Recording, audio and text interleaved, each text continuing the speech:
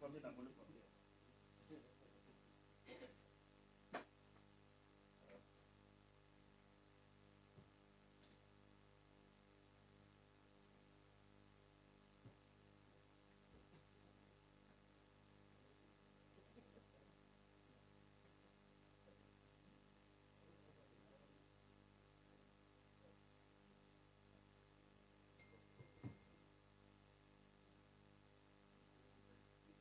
Yes, sir.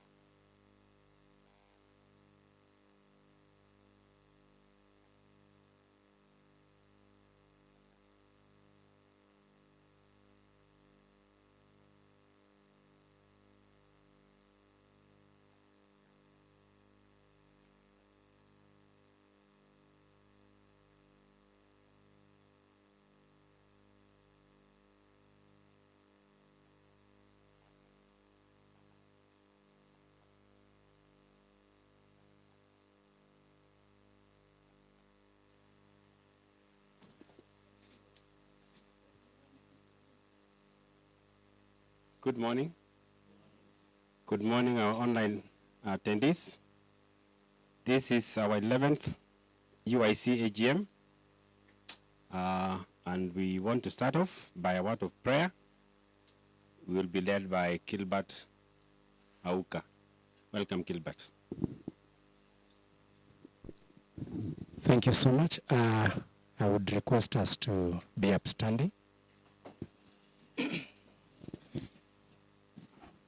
We are praying.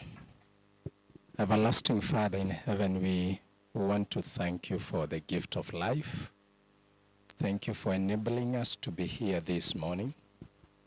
And thank you, dear God, because you've given us a chance to gather here for the purposes of our investment. We pray that even as we start, dear God of heaven, we pray that may you lead us, start with us, and end with us. For we pray, trusting and believe in Jesus' name. Amen.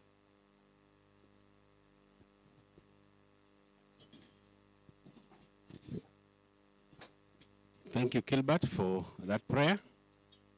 We will go straight to the program. We apologize for starting late. I hope you will bear with us because of other logistical challenges. Now we are set to begin. Our chairman will be joining us shortly, but by way of welcoming remarks, I wish to thank you all for finding time to join us in this AGM, both physically and those attending virtually.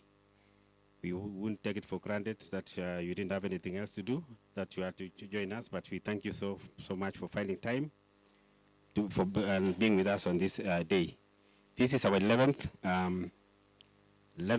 UIC AGM, which we are going to begin today, 6th June 2026, here in our boardroom, and also those who are joining us online. So I would welcome all of you, and as we begin, we will continue engaging, and the rest of the program, we'll see how it will flow. Otherwise, for me, on behalf of the chair, I welcome you all for this session. Karibuni sana. So we'll go straight to the National Honorable Secretary to take us through the next agenda. Peter.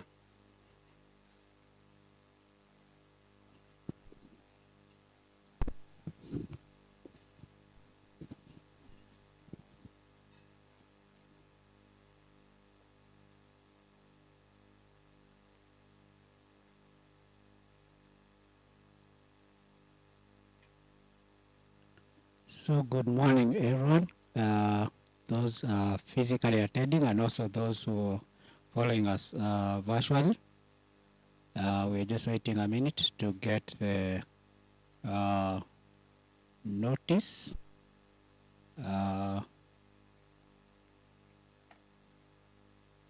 So that we can declare the meeting open.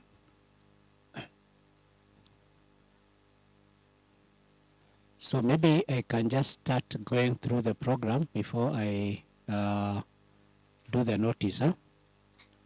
So we're going to have the arrival, which we've already done for the members coming to Ushuru Sacco Center, and we've already settled down here.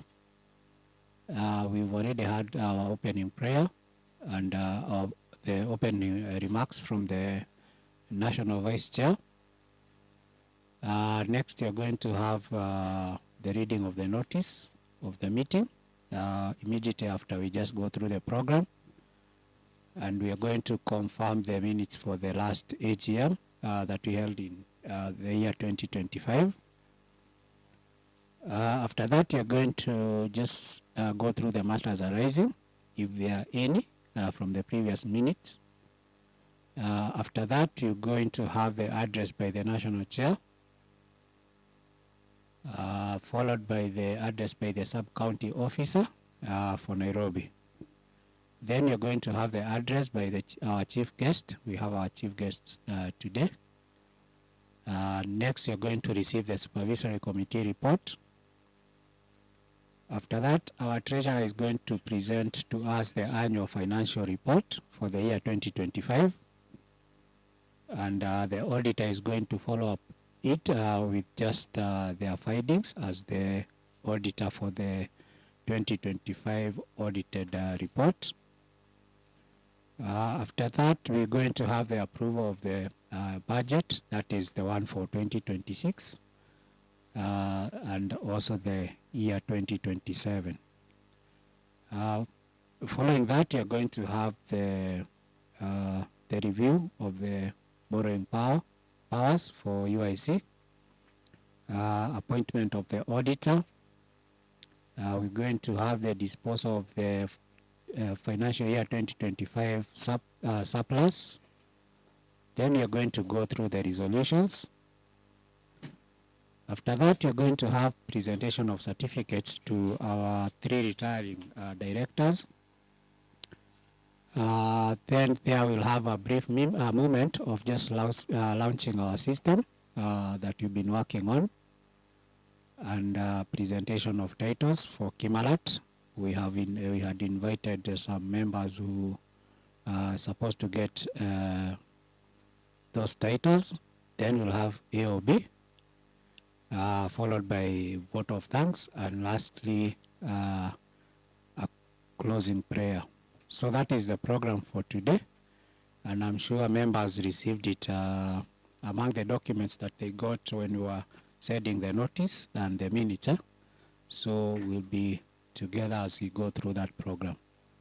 So welcome all as I go next to the item of reading the notice for today's AGM.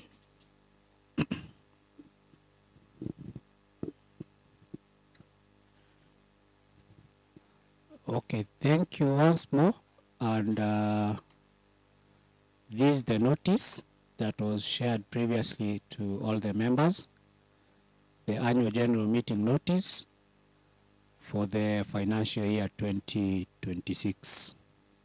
I'll just read the details by the authority of the Ushuru Investment Cooperative Society Board, and in compliance with the society's bylaws, Rule 12, notice is hereby given that the 11th Annual General Meeting shall be held on Saturday, 6 June 2026, starting at 10 a.m., which is today. The meeting is going to be a hybrid. We're going to have members attending physically, mostly the board members and the supervisory committee, and our invited guests. Then the other members will be attending virtually. So we have the agenda items. Item number 1, reading of the notice convening 11th Annual General Meeting, which is what you are currently doing, and declaration of the meeting having been properly constituted.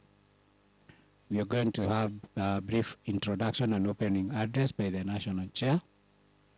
We're going to have confirmation of the minutes of the 10th Annual General Meeting held virtually on the 7th of June 2025. Number 4, we have matters arising therefrom. Number 5, we have the report of the National Chair.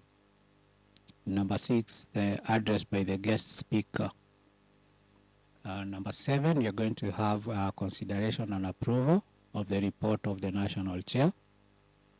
Number 8, we are going to receive the report by the Supervisory Committee. The Chair for the Supervisory Committee will be presenting the same. Then we are going to have to receive and approve the auditor's report and accounts for the year ending 31st December 2025. Number 10, we are going to consider and approve the operating budget for the period covering the year 2026, the current financial year, and 2027. Number 11, we are going to have disposal of the year 2025 surplus.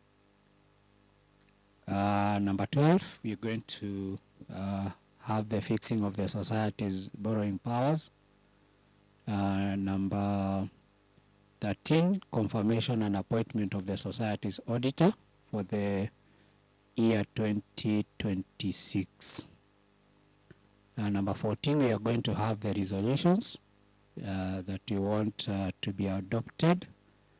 Then you're going to have elections and also presentation of the certificates to the retiring directors. And lastly, number 16, we are going to have any other business.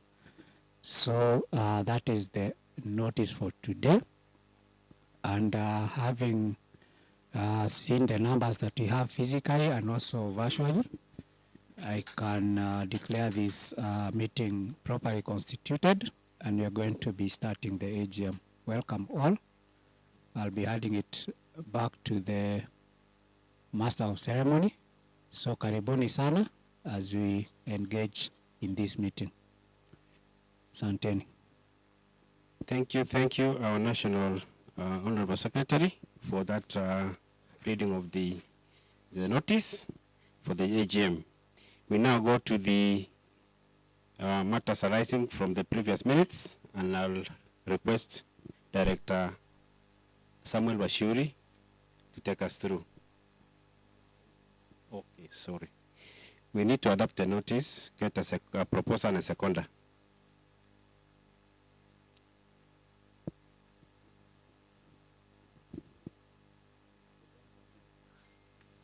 Can I get a proposer online? Members, propose.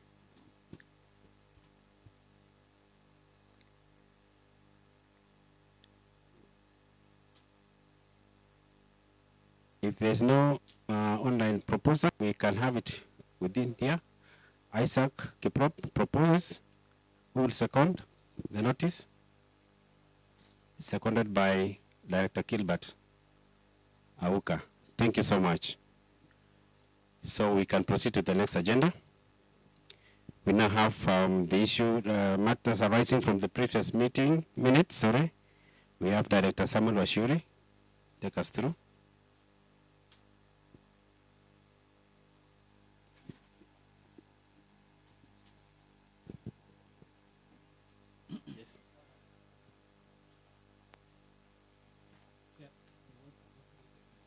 Sorry. Go through the minutes, National Secretary, then we'll have the matters arising. Thank you. Okay, thank you once more. We're going to go through the minutes, not word by word. So the minutes are around, I think, 20 pages. So we'll just be giving about 30 seconds for each page of the minutes, and you can check if you have any issue. We'll go through as Director Washuri takes us through the matters arising. So we are currently on page 1. Page 1 has the attendance for the AGM for the year 2025, which was held on 7th of June. We have the directors who are present. We had 8 of them. Then we had in attendance these during this AGM we had invited the board of directors for Ushuru Circle, so that's why we had more members in attendance. We had our chair for that time absent, but with apology. So I hope we okay with page number 1. We'll go to page number 2, which had the notice. We'll be giving 30 seconds per page. I hope it will be enough for members to go through.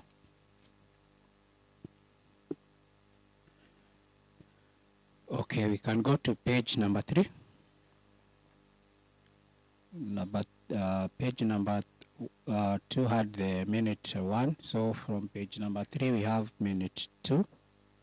The reading of the notice, we have minute number 3. The National Chairman's opening remarks.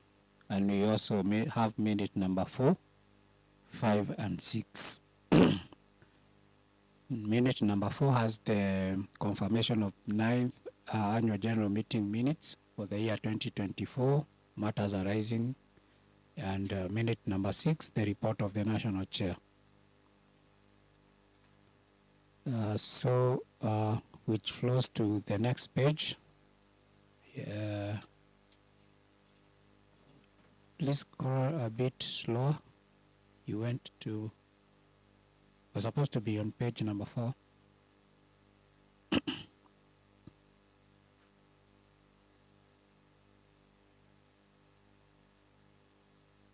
There. So the next page we have the item number 6.1.1 information to members, coming from the chairman's address. We have 6.1.2, the year 2024 overview. So during the AGM for 2025, we were reviewing the year 2024, which flows to the next page, whereby we're just showing the total assets, members' deposits, and the revenue. We also have item 6.1.3, the project for Eldoret. And we have also the report on other ongoing projects, 6.1.4 for Kitengela Kimalat. So you can go to the next page, page 6. So page 6 continues with the previous projects. You can see 6.1.6 Mombasa Mtwapa.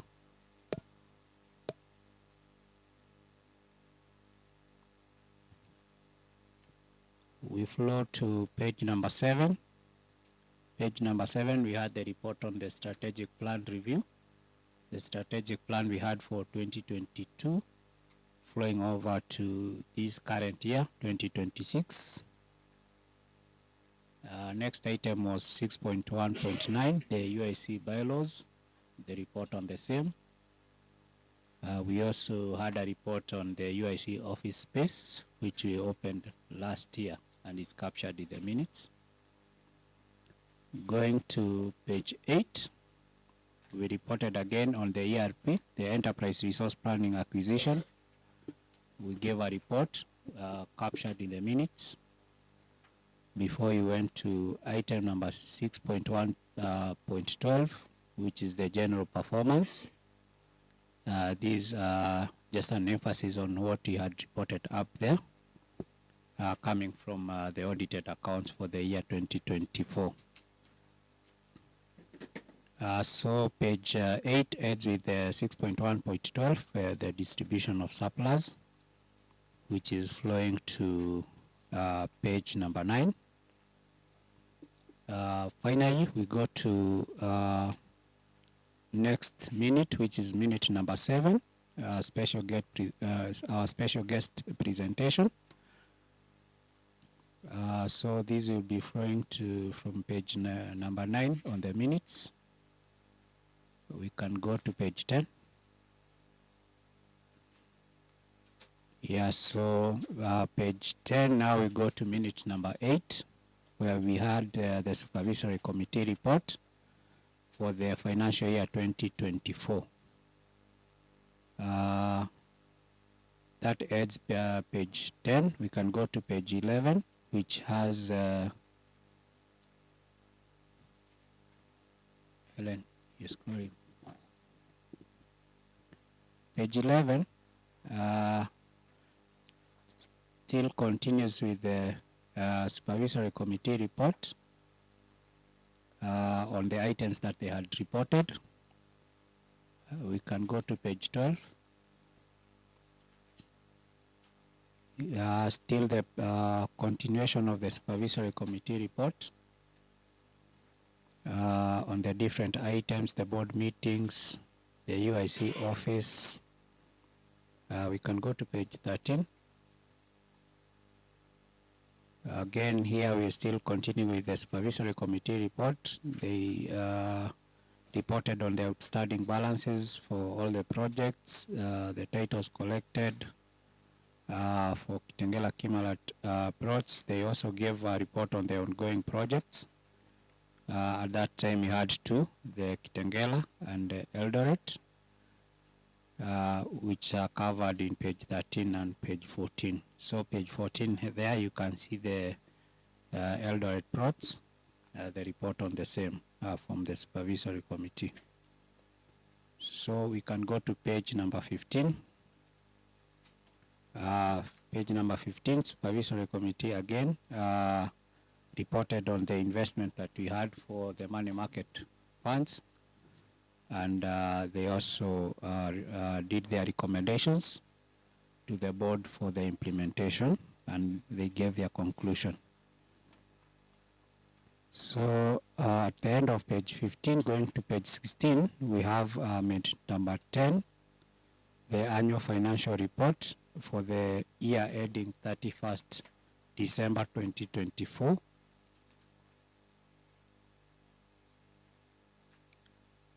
That is page 16. It captures the report there. So we can go to page number 17. So page 16 has the minute number 11, approval of the operating budget for the period 2025 last year and this current year. And it also has minute number 12, the remarks by the Cooperative Development Officer who was in attendance during the 2025 AGM. So going to page 17, we have minute 13, the AGM resolutions for the year 2025.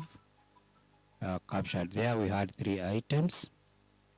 We had the disposal of the year 2024 surplus, the borrowing power, the board honoraria and staff bonus. That's heading page number 17. We go to page number 18. So here we had the presentation for the 3 auditors, whereby we agreed on the auditor who did the accounts for this year, for the year 2025, from the 3 chosen from the members. So that covers page number 18. We can go down to page number 19. So page number 19, we had minute 15, the elections of the board members and also the supervisory committee who were proposed and seconded and got into office. And that will mark the end of the minutes for the 2025 AGM. So if you have any matters, I'll be taking it back to chair to hand it over to Director Washiori, so members can bring out any matters arising from these minutes. Thank you.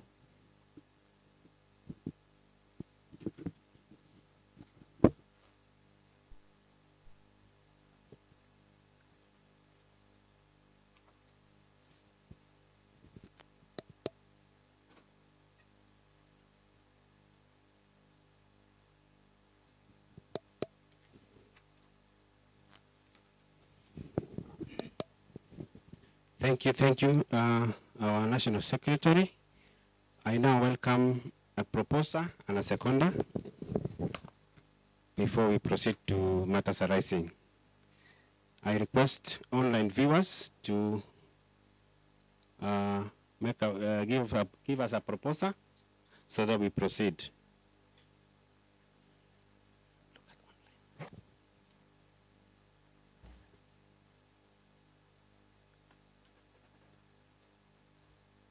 We have a proposer, Stanley Wambuku Kariuki. Thank you for proposing. Who will second?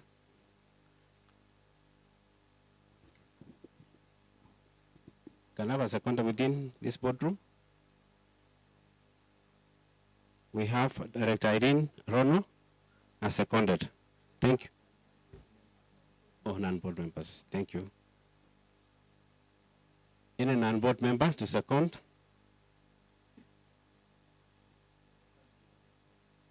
Thank you. Take those details. Huh? Thank you, Evans. Now we go to matters arising, and I will let Director Samuel Bashuri pick it up from there. Director, you're online. You can proceed from there. Thank you. Over to you, Samuel.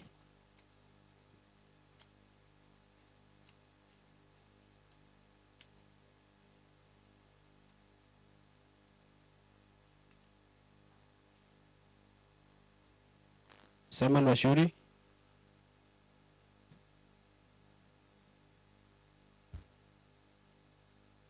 Yes.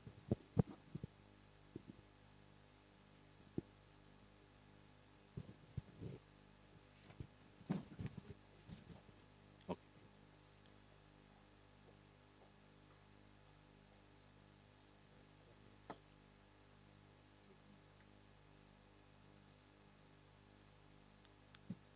Samuel Bashuri, are you with us?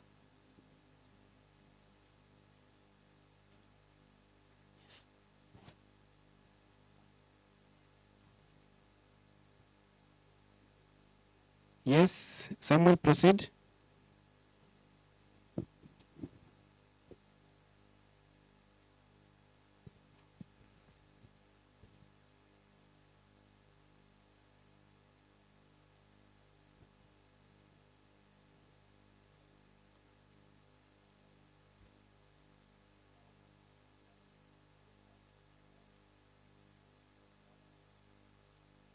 We are okay, we can hear you.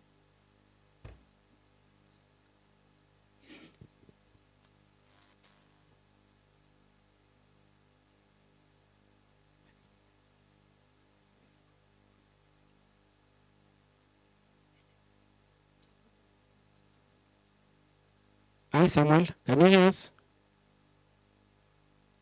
Samuel?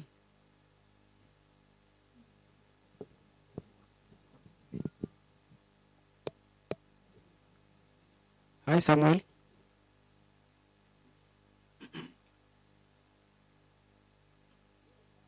Director, welcome. You can proceed with the matters arising.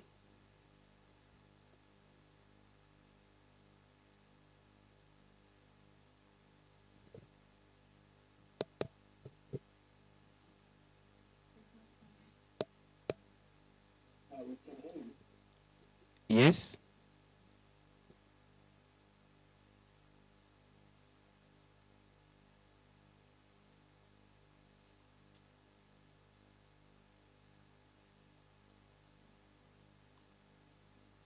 Director?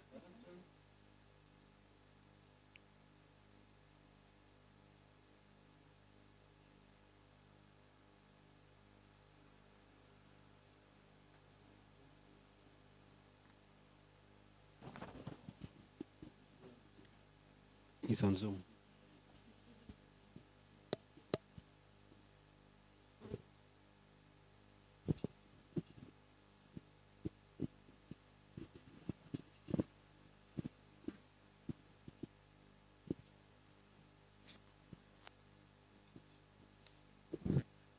Thank you, Director, and proceed. Thank you, MC, and I hope the members who are watching us online and following are able to get to us. We are in matters arising, having been taken through the minutes of last time, and there were a number of items that have been mentioned or that we discussed in our last meeting. We had the issue of the office opening. We have mentioned that we had an ERP project that was ongoing, and there was general performance that we were able to be taken through. Then thereafter there was a supervisory report, and there were project reports that we were able to be taken through. Some of those items will be confirmed in various reports that we'll go through. The ERP project will be able to get the status report, and also all the various projects will be able to get through. So members, I kindly post the matters that you may want us to handle, or the matters that you find that you may want to do a follow-up other than those items that I have mentioned that will be handled in the various reports that we'll go through.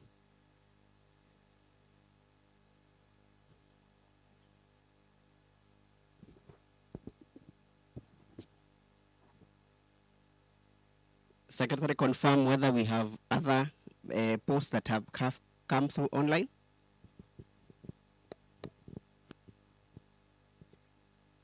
Secretary, confirm whether we have matters that have been raised by the members following online.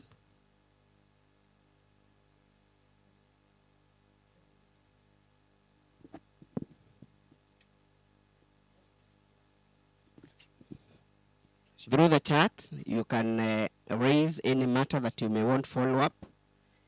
Other than on the items that I have said, we will have a comprehensive report in our various reports that we shall have. That is the ERP project. The supervisory committee will be able to give us a highlight on the issues they raised and how the matters have been closed. And then on the project reports, in our chairperson's report, we'll be able to get through where we are.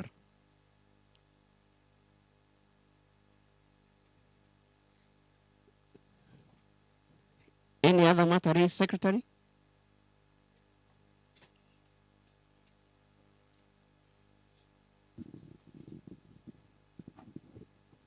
Yes, Director, we have one from Leila. She's saying, this is on the chat, on the distribution of supplies, I raised a concern with the office, and up until now, the matter has not yet been resolved. My interest and dividend was not fully paid out, yet we had agreed to pay. What is the office doing to resolve this, as it has not yet been resolved? So I think for this one, you can take it up as the directors and follow up for Leila. Leila, I hope this is the official name that we have. Then we can follow up and give a report to her. Thank you, Leila. We pick that. It's quite personal. We apologize that we have not been able to close on it, but we have taken note. On Monday, you will get a response from the office. We'll be able to contact you so that we can be able to close on that matter. Any other? That's the only one I have received so far. Thank you very much. If that is the only one that has come, I think we can close it at that and hold that the minutes are comprehensively well done. We have gone through them and we have raised the matters that we may want to do follow-up. Thank you very much. I take it back to the MC. Thank you, Director Samuel Washuri, for that presentation. We now move to the next item, that is the address by the National Chair. Welcome, Veronica.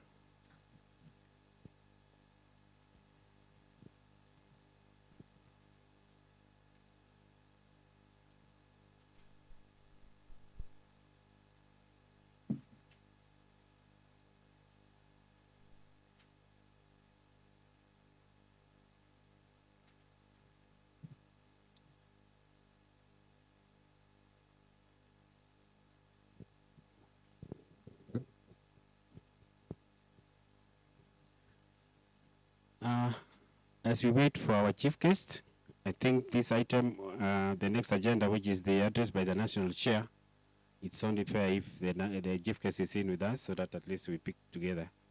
So as we wait for the chief guest, any comments online or within this boardroom, we welcome. We welcome, so that as we wait for the national, the chief guest. Anything online?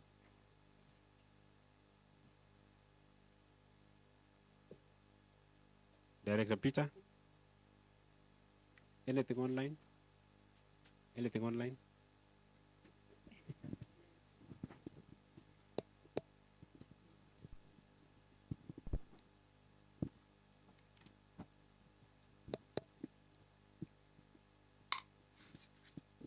So members, as we wait for the chief guest, she's just within the building. We should be able to pick it immediately she joins us in this session. Otherwise, thank you so much for finding time to be with us during this 11th UIC AGM.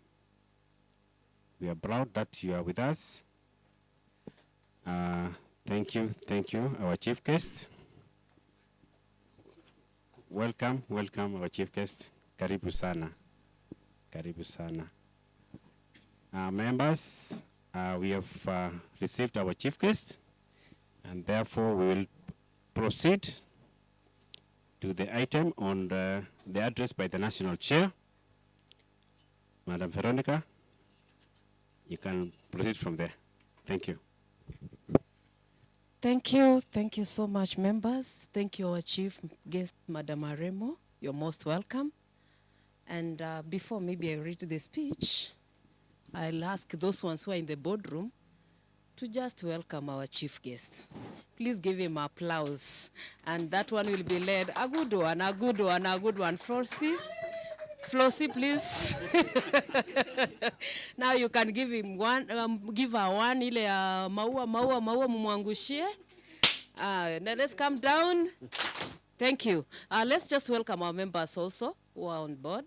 Do the same for them, our members. We welcome you for the 11th Annual General Meeting for UIC. Ndio hiyo, angushia members. Thank you. Thank you so much, the MC, for giving me this opportunity to do the speech to our members. Members, you're welcome. Chief guests and all protocols observed. The report for this year, this is our 11th virtual annual general meeting, which is being held today, the Saturday, 6th June 2026. The chief guests, invited guests, the cooperative officer, members of Ushuru Investment Cooperative Society, invited guests, and ladies and gentlemen. It is a great pleasure to hold you all for this significant occasion in our calendar. On behalf of the Board of Directors and staff of Ushuru Investment Cooperative, I extend a warm welcome to our 11th Annual General Meeting. As we gather today, I take this opportunity to share a few remarks on UIC's performance over the past year and the strategies we aim to implement moving forward. As an investment body, we recognize the importance of delivering both short-term and long-term value to our members. Your trust and commitment continue to be the foundational stone of our success, and for that, we sincerely appreciate your support. Since its establishment in 2013, UIC has remained committed to its core mission of creating sustainable value for its members through strategic land acquisition and investment opportunities. Over the years, however, the society has operated within a challenging economic environment characterized by subdued economic growth, outstanding debts arising from long overdue plot payments, including some owed by members, currency depreciation, inflationary pressures, and increasing lending rates globally. These factors have impacted both membership growth and the uptake of available investment plots, presenting challenges to the society's expansion and investment objectives. Despite these challenges, the board remains optimistic about the society's future and confident in its long-term growth prospects. Following a comprehensive review of the society's strategic direction, deliberate measures have been undertaken to strengthen our operational capacity and governance framework. This includes overhaul of the organizational structure to align with the current workload, operational demands, and future growth ambitions. The board is also committed to the strict implementation of the society's policies and procedures in efforts to promote accountability, consistency, and sound governance. To ensure continued relevance and effectiveness, these policies are subject to periodic review and enhancements in line with evolving operational, regulatory, and member requirements. A key focus of today's deliberations will be the strengthening of our membership growth strategy. Expanding our membership base remains critical to enhancing the society's financial capacity, broadening our investment potential, and creating great opportunities for sustainable value creation for all members. A strong membership foundation will position the society to pursue larger and more diversified investment opportunities while reinforcing its long-term stability and resilience. I plead to all of us to vigorously engage in vigorous recruitment to make this a reality. On behalf of the board, I extend my sincere appreciation to each one of you, taking the time to attend this important meeting. Your continued support, participation, and commitment are vital to the success of our societies, and a clear reflection of your confidence in UIC's vision and mission. Together, let us continue to build a stronger, more resilient, and prosperous future guided by our enduring motto, Uwekezaji Imara. Here 2025, and I believe that is why we are here. The year 2025, after delinking from the main Ushuru Sacco, year 2025 marks the 4th year under the leadership of the new team, bringing opportunities for steady growth. During this period, we experienced a modest increase in membership. Despite the prevailing economic challenges, the board of directors remained committed to pursuing competitive investment opportunities. We are in the process of initiating new projects which will be launched in due course.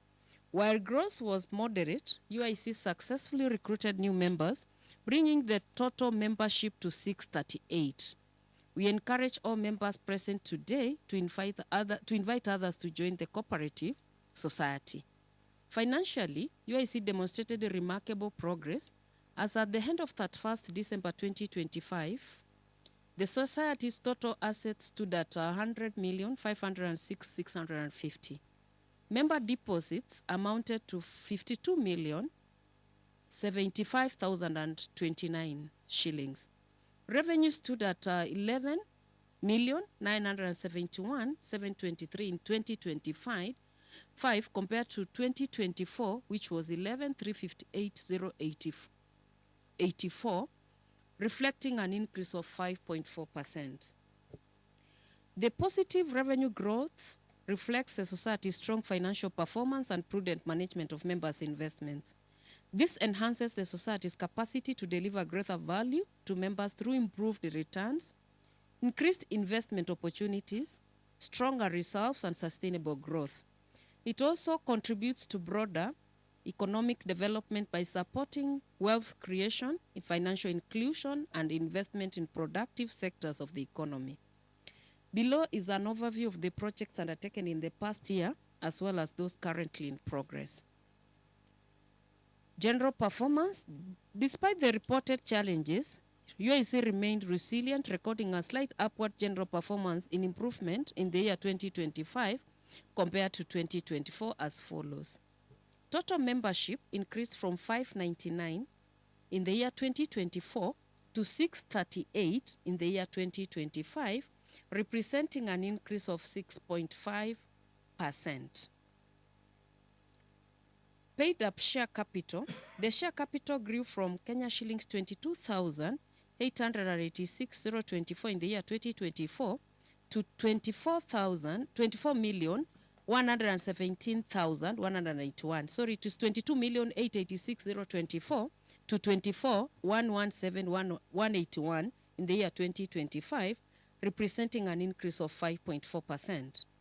Members' deposits. The member deposits increased from a total of Kenya shillings 45,709,475 in the year 2024 to 52,075,029 Kenyan shillings in the year 2025, which represents an increase of 13.92% increase. Total revenue. The total revenue grew from 11,358,084 in the year 2024 to 11,971,723 in the year 2025, representing an increase of 5.5%. Surplus. The surplus in the year 2025 stood at 1,594,884 from Kenya shillings 1,418,554 in the year 2024, representing an increase of 12.4%. Total assets. The total assets declined from 107,957,353 in the year 2024 to Kenya shillings 100,506,650, representing a decrease in 6.91%. This one will find the asset coming down due to some of the debts that were collected from the lands that we were being owed before. Distribution of surplus arising out of the UIC performance as contained in the audited financial statements. I wish to propose a distribution of the realized surplus for the year ending 31st December 2025 as follows. Interest at 7%, 2024 it was 7%, and we have retained the same. Dividends at 5%, as it was 5% last year. And then honoraria to staff and board, I believe this will be the first honoraria the board is asking after the 4 years, which is 320,000. UIC human resource capacity. Due to the society's continued growth and expanding operational scope, we have undertaken deliberate measures to strengthen our human resource capacity in line with the approved organizational structure and prevailing workload. This has included the expansion of staff to align with operational demands, alongside the recruitment of key competencies as needs arise. In addition, we have continued to invest in the development of our existing team through targeted training, skills enhancement, and professional development initiatives to ensure a high-performing and responsive workforce. In line with this development, human resource expenses increased by 360,000 in the financial year 2025 following additional staff to support the expanded scope of activities and workload. We remain confident that these strategic investments in human capital will continue to enhance efficiency, improve service delivery, and strengthen overall organizational performance. Information and Communication Technology, ICT. During last year's annual general meeting, we committed to implementing a comprehensive enterprise resource planning system to enhance service delivery and operational efficiency. We are pleased to announce that this commitment has now been fulfilled and the system is being officially launched today. As part of the society's ongoing commitment to innovation and excellence in member service, significant investments have been made in adoption and integration of advanced information and communication technology solutions. These initiatives are designed to improve efficiency, accessibility, transparency, and the overall member experience. Over the period under review, the society successfully developed and deployed a members portal, a dynamic corporate website, and a mobile application. These digital platforms provide members with secure, real-time access to their accounts, enabling them to view account statements, monitor transactions, apply for services, and receive timely updates from the society anytime and anywhere. At the core of these digital transformation initiatives is the newly implemented ERP system, which integrates key business processes and incorporates a modern financial management platform. The system streamlines operations, enhances its accuracy, strengthens internal controls, and improves transaction processing, reporting, records, management, and data analytics capabilities. This provides management and the board with timely, reliable information to support sound decision-making while ensuring compliance with regulatory requirements. These technological investments not only enhance operational efficiency but also position the society to better meet the evolving needs and expectations of its members in an increasingly digital environment. The society remains committed to continuously strengthen its technological infrastructure to deliver secure, reliable, and user-centric services. Today, we are delighted to officially unveil these digital platforms and will conduct a brief demonstration of the members portal and mobile application. This session is intended to familiarize members with their features and functionalities and provide guidance on how to effectively utilize these platforms to access services, manage accounts, and enjoy a more convenient and seamless experience with the society.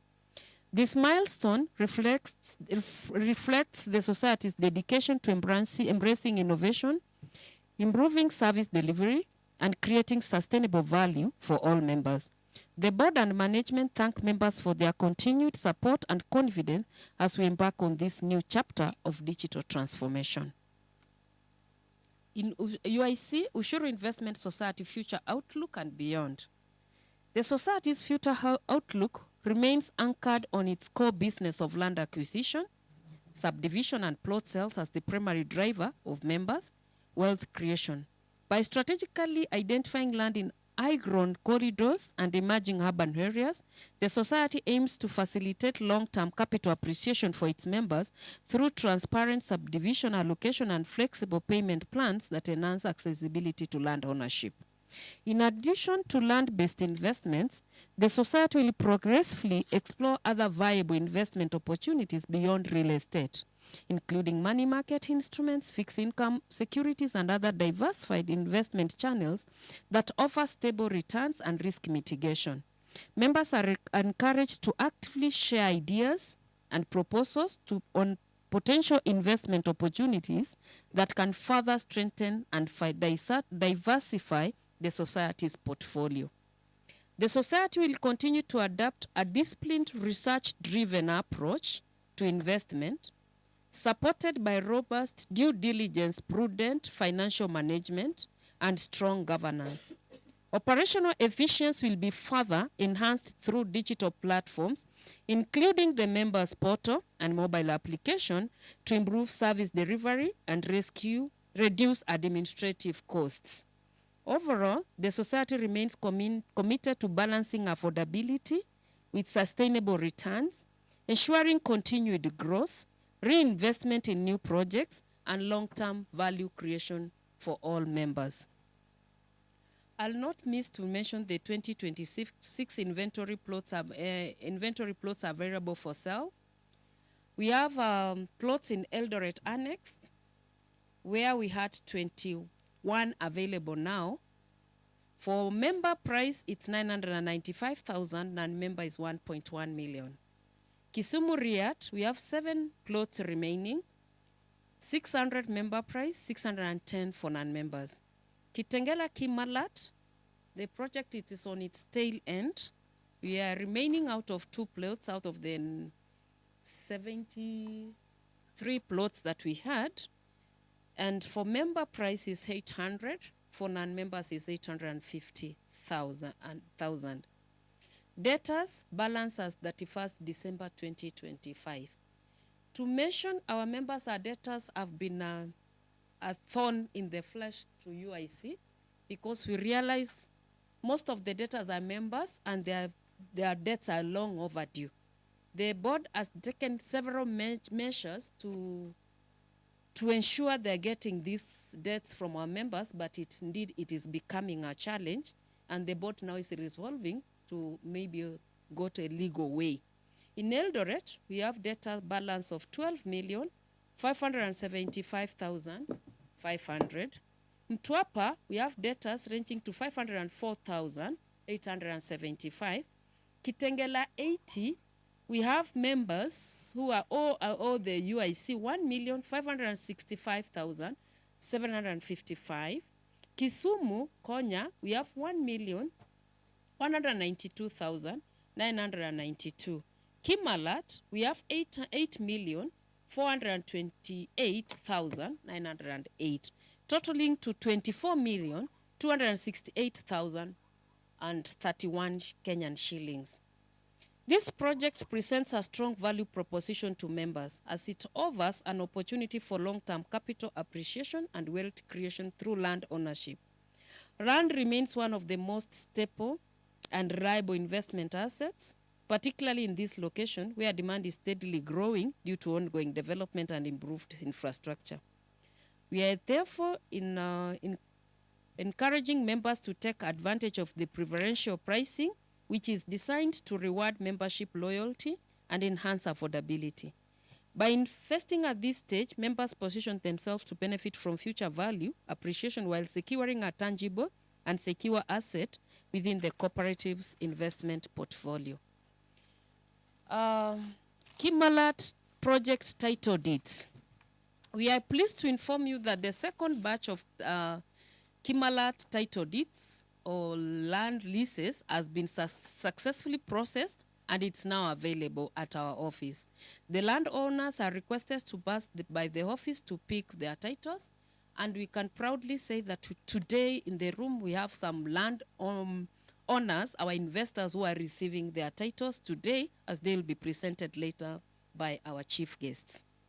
Conclusion. In conclusion, I wish to sincerely thank each one of you for taking the time to attend and actively participate in this annual general meeting.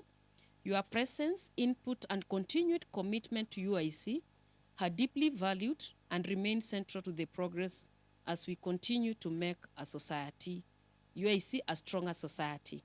We sincerely appreciate the patience, trust, and confidence you have continued to place in our society throughout these processes.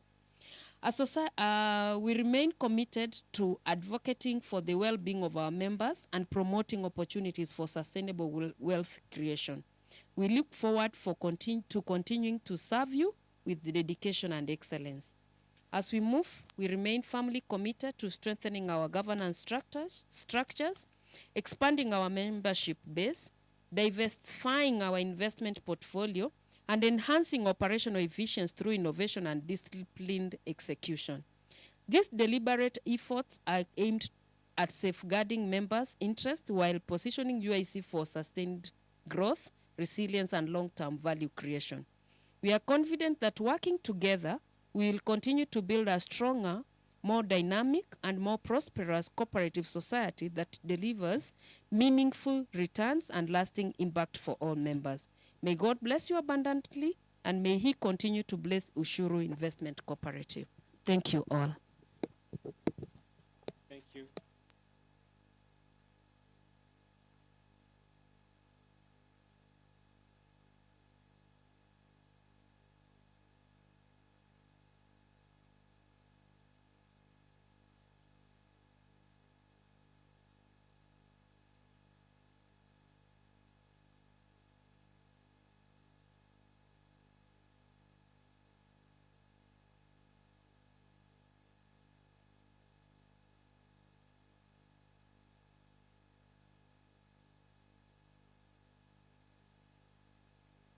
Hello.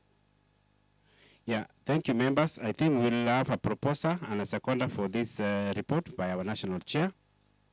Can we have online proposer? The online team, please confirm whether there's any proposer. If not, could we request Boss Jimase as proposed? So, a seconder, Justice Minor. Thank you so much, members, for proposing and seconding. The report is now adopted. Yeah, we now welcome reactions to this report. Members, online team, we wish to request for your response to this report by our national chair. Kindly chat.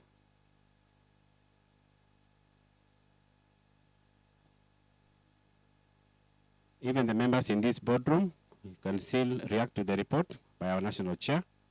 Queries, inquiries, clarifications.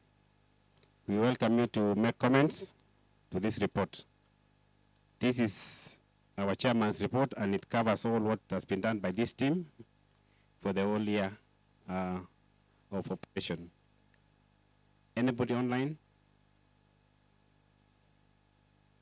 Any comment online? Any reaction within the boardroom? By raising your hands, you can speak, or you can chat virtually.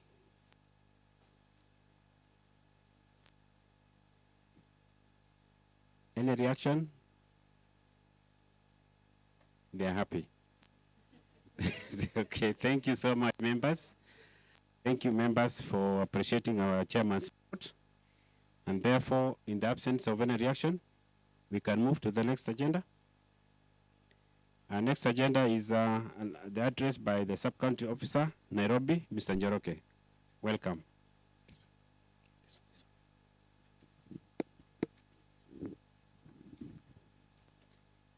Thank you, MC, and the chief guest, chair, UIC, board members, invited guests. Good morning. Yeah, Njoroge Mwagi is my name, Cooperatives Officer, Dagoretti Sub-County, and I'm glad that we are having this meeting today. This being a members' day, where members receive reports, interrogate the reports, and if there are issues, this is the opportunity. It's once every year. And therefore, members, you need to take that opportunity. If there are issues that may arise from the reports that you are receiving, let's have this day because it's a members' day. However, as we discuss the reports from the board, we need also to consider that as members of UIC, you need to consider the benefits that you are receiving from the society. Unlike the circle where you receive the loans, this is where you uptake the projects that are there, so that you can be able to say that actually you are a member of UIC. So mine is to confirm that and consider that members need to patronize the products of this society. I have seen the chairman's report with the indication of debtors, and the debtors, the amount is over 24 million, and this is where we consider that out of those debtors, we may go to another project, because in an investment cooperative society, the key consideration is the projects. So unless we go from project to another, that is when now we can be able to consider the society is progressing on well. So let's ensure that the debtors can be able to repay what they have in order for the society to progress to other projects. And I believe with that, all the members will be able to have projects which they can be able to undertake. And I believe if that is done, the society will still be alive and will be attracting more members. So let's support this society in terms of uptaking the projects and also repaying whatever we have which needs to be paid to the society. I believe with that, as we continue with the AGM, I believe members will be able to participate fully. And with that, let me not comment more, because you have the chief guest who will be able to comment much and also relating to the operations of the government. And therefore with that, Chair, allow me to invite the chief guest who will be giving her remarks and much information that members need to consider in order to progress with the society. Thank you, Madam Director, karibu sana for your remarks. Thank you very much, Mr. Njoroge, the chair and your board, the staff present, members present physically and members present online. Good morning. Good morning. Slightly before afternoon. We are happy to be here. My name is Dolphin Aremo, the Director of Cooperatives in Nairobi City County. Let me admit it's my first time to attend this general meeting. 11 years after registration. I think I was concentrating a lot on the SACCO, but I believe this is the baby of the SACCO. The SACCO has given birth to this strong cooperative called investment. As a county, we have a responsibility to register cooperatives, promote them and grow them. And we have registered over 5,200 cooperatives. But I want to admit majority of them are savings and credit. The investment cooperatives that we have registered, many a times after they have achieved their first project, they tend to become dormant. Some of them don't even see the third birthday. That is the reason why I want to congratulate you, because you are going on strong. I think the reason behind that is because SACCO business is a little easier. And I want to recognize the presence of the chair of the SACCO. It is easier the other side because there's a check off. And every month he gets a check, gives out money, receives interest, does its operations, takes care of its expenses, and at the end of the year, there is a surplus given back to the members in form of dividends. Here, it's not the same. One, you have to convince members to take up the projects and pay for the projects. And these projects, it's from the projects that you are able to meet your obligations. And we have seen from your reports, there are lots of debtors. Because the KPI for investment cooperatives, one, successful projects, and I've also seen in your case, you have even declared dividends. It's very rare to declare dividends in an investment cooperative because of the liquidity, which many a times is not adequate. Whatever comes in goes to the projects, and members must be persuaded to take up the projects. Sometimes members give you a lot of promise. We want projects in this area. The moment you have gotten this project, then again you don't see them up taking up these projects. Again, why it is difficult is because you also must make sure that the land that you are buying is not on a bypass. Because this business, you can easily be duped, and you end up disappointing members. I have not gotten any complaint in this society to that effect, and so I would like to congratulate you on that. Chair, it's a requirement that all AGMs are done by 30th of April, and from your sister organization called SACCO, they were compliant. Here we are doing it beyond the required time. It is my request and prayer that you become compliant on this so that we do not penalize you. The deadline for all AGMs is on 30th of April for every year. The government is undertaking a lot of reforms in the cooperative sector with a view to growing the cooperative movement. We want a cooperative movement that is stable, a cooperative movement that is self-sustaining, and a movement where members have a lot of confidence that a shilling in the SACCO is as safe as a shilling in the bank. And that is why our CS has been fast-tracking the Cooperative Act. You are aware it has gone through the two houses successfully, now at the stage of mediation. Because there are a few areas that they still need further discussion. We are in the era of term limits. It has also come to the cooperative movement. Should the leadership be there for 1 term, 2 terms, and a term of how many years? Those are the discussions that we are having. There is also another school of thought that retirement by rotation, which exists through the commissioner's circular, is also a term limit in itself.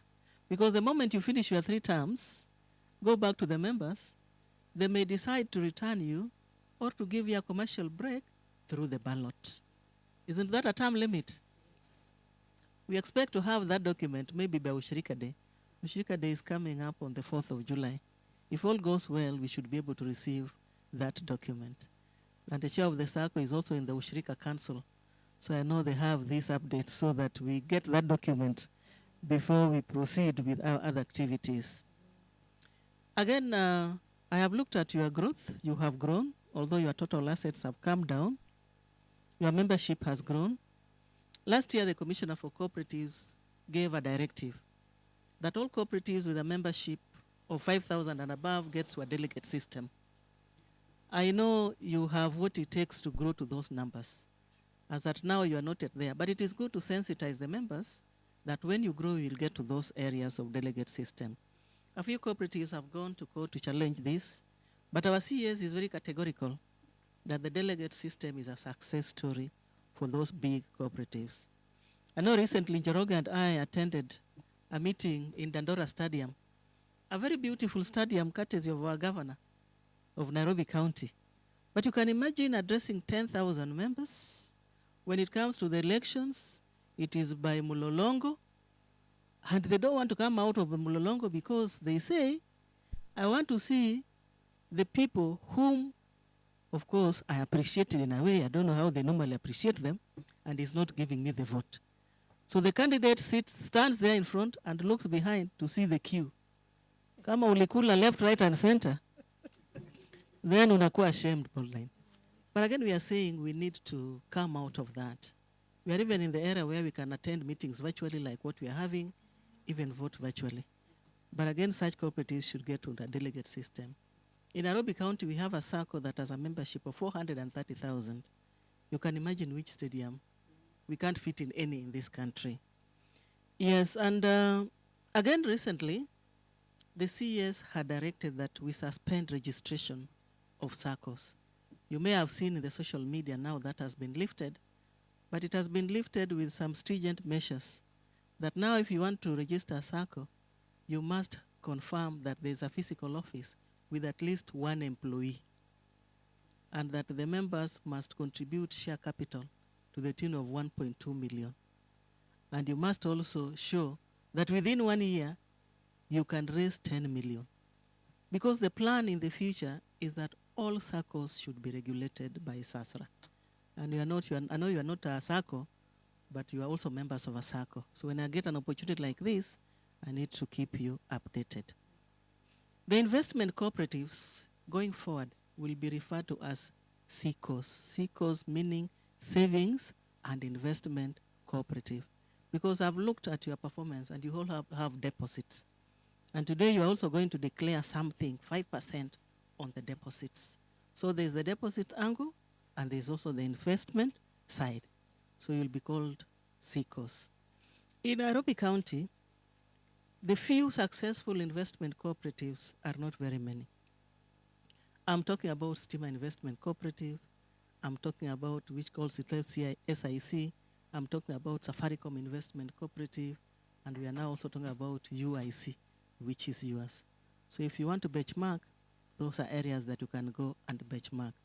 But as we had said earlier on, the KPI of any investment cooperative is in the successful projects.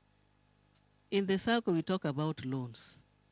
Many a times when I go to every cooperative, you see the loans outstanding. We are now in the area where we want to make a follow-up and M&E to find out where are these loans going. Because if these members of the circles are having loans and they are also tenants, I always discourage being a professional tenant, because you go to a circle and people have taken loans to the tunes of millions, but they also pay rent. That is the reason why the investment cooperative is there. Doing it alone can be very difficult. And that is why this investment cooperative was registered, so that you cooperate with the circle. You take a loan from the circle, bring it here, invest, finish the first project, go to the next one, so that when you retire, you will be a proud member of a cooperative. We don't want citizens who are always complaining, whereas there's an opportunity in the cooperative. As Nairobi County, we have a vision to have a city of order, dignity, hope, and opportunities for all. We don't want citizens who are always saying, serikali saidia. A cooperative is a serious opportunity that the citizens have been given to be able to transform their lives. And so, Chair, as I conclude, I want to congratulate you for what you are doing for the citizens of this country. I know we will be having elections. Members give us leaders who will steer this organization to the highest level. As a county, we experience a lot of challenges in the cooperative sector, and one of them is poor governance. When you hear an organization has gone under, it is because of governance. And so sometimes we take it for granted when we have an AGM that declares results, because today we are having dividends and we are having interest. And Joronga will confirm to you, most investment cooperatives don't declare dividends. They just break even. And you can benchmark with even the ones I've mentioned, and you will confirm. So thank you for this performance, and we wish you best of luck. Always count on us. Thank you very much.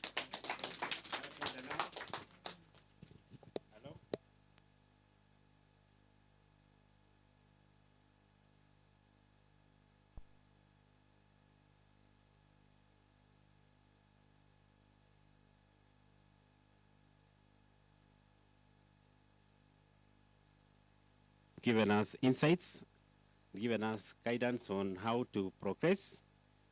The challenge to us, as she has mentioned, is to grow membership and to reduce debts.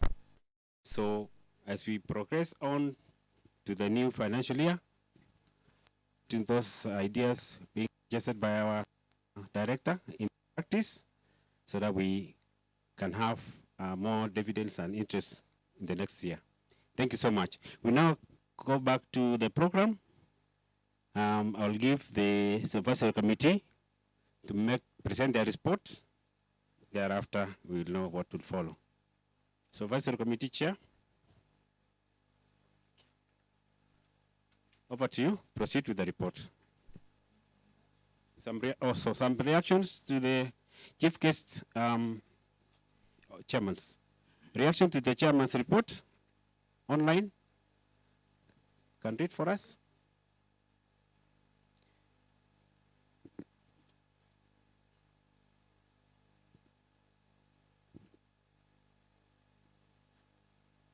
Ellen, proceed with the reaction.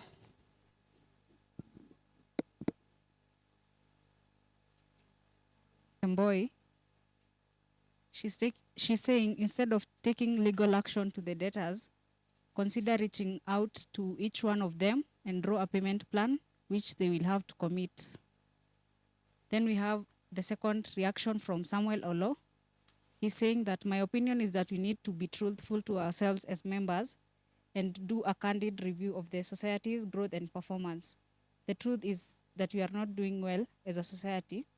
The performance is a bit dismal and we need to re-strategize.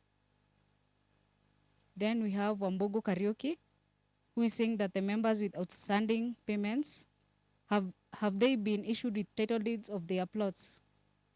If yes, even before UIC considers filing civil suits to recover the debts, can the title deeds be repossessed and only released after full payment?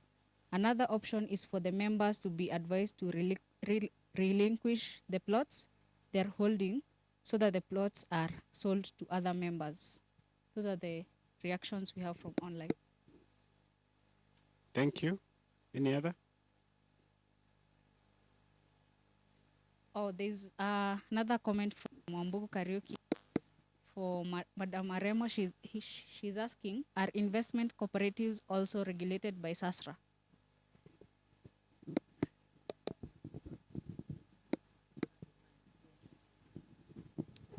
Thank you very much. Allow me to respond to the last one. As at now, the investment cooperatives are not being regulated by SASRA. SASRA was registered to license, supervise, and regulate savings and credit. But going forward, there's a proposal that even investment and housing cooperatives should be regulated by SASRA. Going forward, as at now, not yet. Thank you. Thank you so much. Maybe Helen, you can give me the first one so that I can respond also. The first issue. So the first issue is, instead of taking legal action to the debtors, consider reaching out to each one of them and draw a payment plan, which they will have to commit. Thank you. That is Madam Caroline. Yeah, we've done it. We've reached to the investors who have debts. They've been written to, not 1 year, not twice, not 3 years. We've drawn payment plans with them. They promise, but they do not deliver. Where it is now, it is really critical, but still we'll continue trying.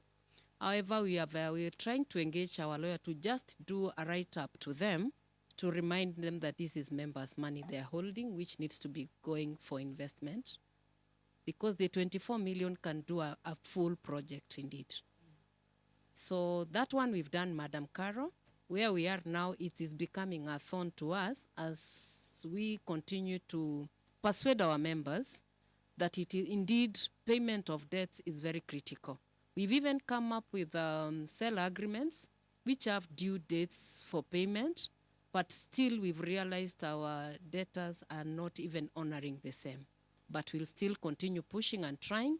There are cases that we feel we can push to the legal platform where we realize someone has a debt of almost 2 million, one person, and we've really tried. They do not even take our calls. We've written, we've talked, we've called them for meetings, we've had meetings with them. Indeed, we've tried, but we'll still continue trying. But in cases where we are not able, then now we'll allow our legal team to take charge kindly. The second one? The second one is from Samuel Olo. He's saying that My opinion is that we need to be truthful to ourselves as members and to do a candid review of the society's growth and performance. The truth is that we are not doing well as a society. The performance is a bit dismal and we need to re-strategize. Thank you. That is a good plus or low for the observation. Indeed, as in my report, I commented that together we rise. The society can only grow when the members and the leaders work together to ensure we are rising. And one of the things that I mentioned is that let's grow our membership. Let's patronize the products that we have for it to grow. And as the chief guest, Madam Arema, has attributed earlier, is that indeed investment is not like the SACCO, where we know every month we are getting money. All of us are needed to ensure this growth. We'll continue trying together, as I believe, and let's just hold hands together to ensure that UIC comes to fruition and is at the bar of the best investments in the world. Thank you. We are also even urging to go to the diaspora. If our members, you have diaspora clients, please also reach out. I don't know whether I've answered you or no. It is a teamwork, and we believe if we work together, we'll move on well. The last one is from Madam Wambogu Karaoke. She's saying the members with outstanding payments have they been issued with title deeds of their plots? If yes, even before UIC considers filing civil suits to recover the debts, can the title deeds be repossessed and only released after full payment? Another option is for the members to be advised to relinquish their plots, their holding, so that the plots are sold to other members. Thank you. Thank you, Madam. We have advised some members, and I realize in Kimalat, at least 3 members relinquished the plots, and indeed they were taken. That is a move we've already taken. The previous plots, like the Konya, we realized that the SACCO, during that time, they processed the plots as a whole. Reason being, the value of the cost was a bit cheaper when they were doing all. But they've not been given the titles. The titles are lying in our office. So we'll consider what you've proposed, that now we need to change the titles to UIC so that we can resell the land. We've even gone to an option of telling members that they return the plots we sell, we give them what they've given, and those are the things that we are taking. So it's a good consideration. We'll go ahead and do it. So maybe now we can just change the titles that are in the names of members to UIC so that now we can move on, sell, or wait for them to pay until again we transfer them on their cost because we had already transferred to their names. Thank you. We have another comment from Leila. She's saying it will be great if repossession was done within a timeline. Secondly, I suggest building apartments in prime areas for members to own. That has been my prayer too, Leila, that we have apartments where now we tell people than paying rent, live here. We will be working towards that, and I believe that is where UIC is going as one of the diversifications that we've mentioned. But for the other one also, we'll reconsider doing it. Thank you, dear.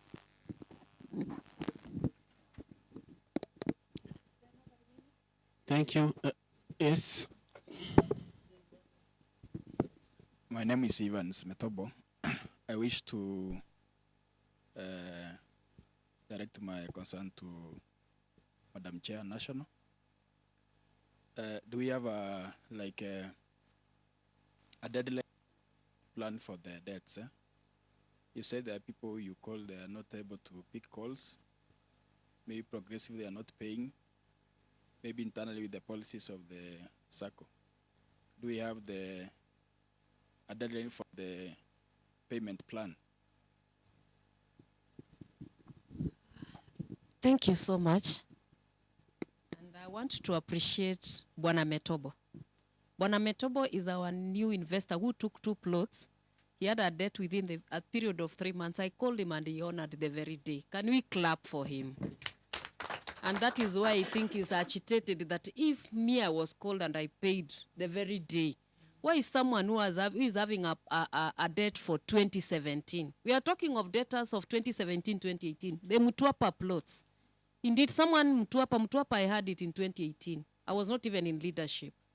Konya, 2019, 2018. Kimalat, at least we can comment. Kisumu, Kitengela, 80. I didn't even hear it when it was done. I think when the SACCO came into, the investment came into B. That is 2014, 2015. Oh, sorry. I wanted to, even now, you're not getting me? Can members confirm you're getting me? Thank you. Sorry. I wanted to commend our investor Metobo because as he asks that question, he's one of our investors who I called within a day. He did not take his plots within 4 months. In fact, he paid within 3 months, all the plots that he took, 2 of them. When I called him about the debt he had of 50,000 or 100, he paid the very day. But members here, we have members from Konya, members from Kisumu, Mtuapa, Kitengela 80, someone has a plot, he has only paid 50,000, and he has held that plot up to now. So we have, to answer your question, our member, is that we have a sale agreement which articulates the payment plan, which you also signed. We have also come around and given these old debtors a payment plan, which they promise I'll pay like 30,000 monthly to finish, but they have not honored. They've never honored, year after year. So where we are now, we've even engaged now a lawyer to write to those that are we've done an analysis. We've picked those who are very critical, who have a lot of debts and they are long overdue, that our lawyer will do a writing to them and now tell them that we want to change the names of the plots, and we sell the plot and give them their dues. That is where we are. Indeed, it is really a challenge, and we want members now also, fellow members are really holding us back with this. If this money is released, it can do a lot to the society. Thank you. Have I answered you? Okay, thank you. I think we have some ads from the virtual meeting. I can see a ad from Ted Guyai, and also Emily Obonyo has requested if she can do a comment. So maybe we can start with Emily, then we can go to Ted Guyai. Please just unmute yourself and proceed. Yes, we can hear you loud and clear.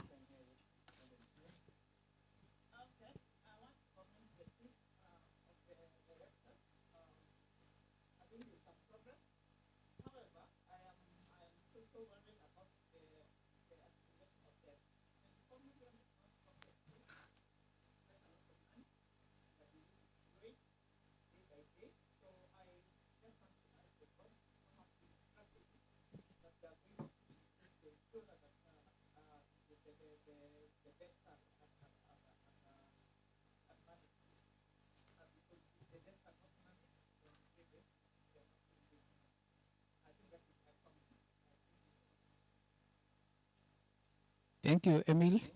We can go over to Ted before I give it to the chair to comment.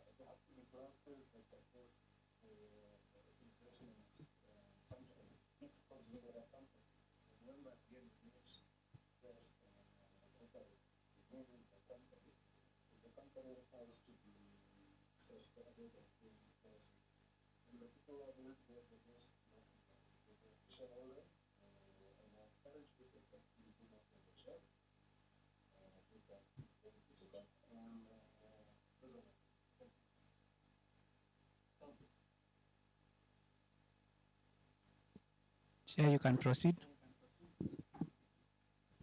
Thank you. I think that is a good comment. We have strategies in place, and we'll come up, we'll continue holding those structures. What we need to do now is to strengthen them. As I said in the report, we are thinking now to engage those who we think have taken so long, the Mtwapa ones, the Kitengela ones, Kitengela 80, and Kisumu Konya. Eldoret, we have strategies in place, and I think these are people who've been told what to do and how to pay. We are still in the watch. Our officers, every 2 weeks, they're still reminding them and calling them and following up on the same. I have a report that after the follow-up, if you go to the financial report, which we'll find later, we were able to collect 8 million in the year 2025 from debtors that have been very overdue. So it's a strategy that we have, but it's still we play, because we are all members here, and we are the ones who have these debts. When you promise and say you'll be paying 50,000 every month, I'll get a loan. The SACCO, even I've requested you, because the SACCO gave financing for projects, and you can take 100% financing or for UIC projects. Kindly, let's just embrace this. Sincerely, it is unfair if I'm a member in this AGM. I know I'm holding 2 million for the SACCO for 4 years, 5 years, whereas outside here I've bought land and I've paid immediately. That is very wrong for the SACCO. So it still goes back to all of us, and I commend you, my dear brother, for the one who commented second. Is Eduardo? Ted. That is saying that is a collective responsibility. We are the same members who are holding others behind. So kindly, let's just pay our debts. If you realize now we've taken you to the lawyer, don't blame the UIC that now you see I'm a member and I was taken to court, because now we need to get members' money.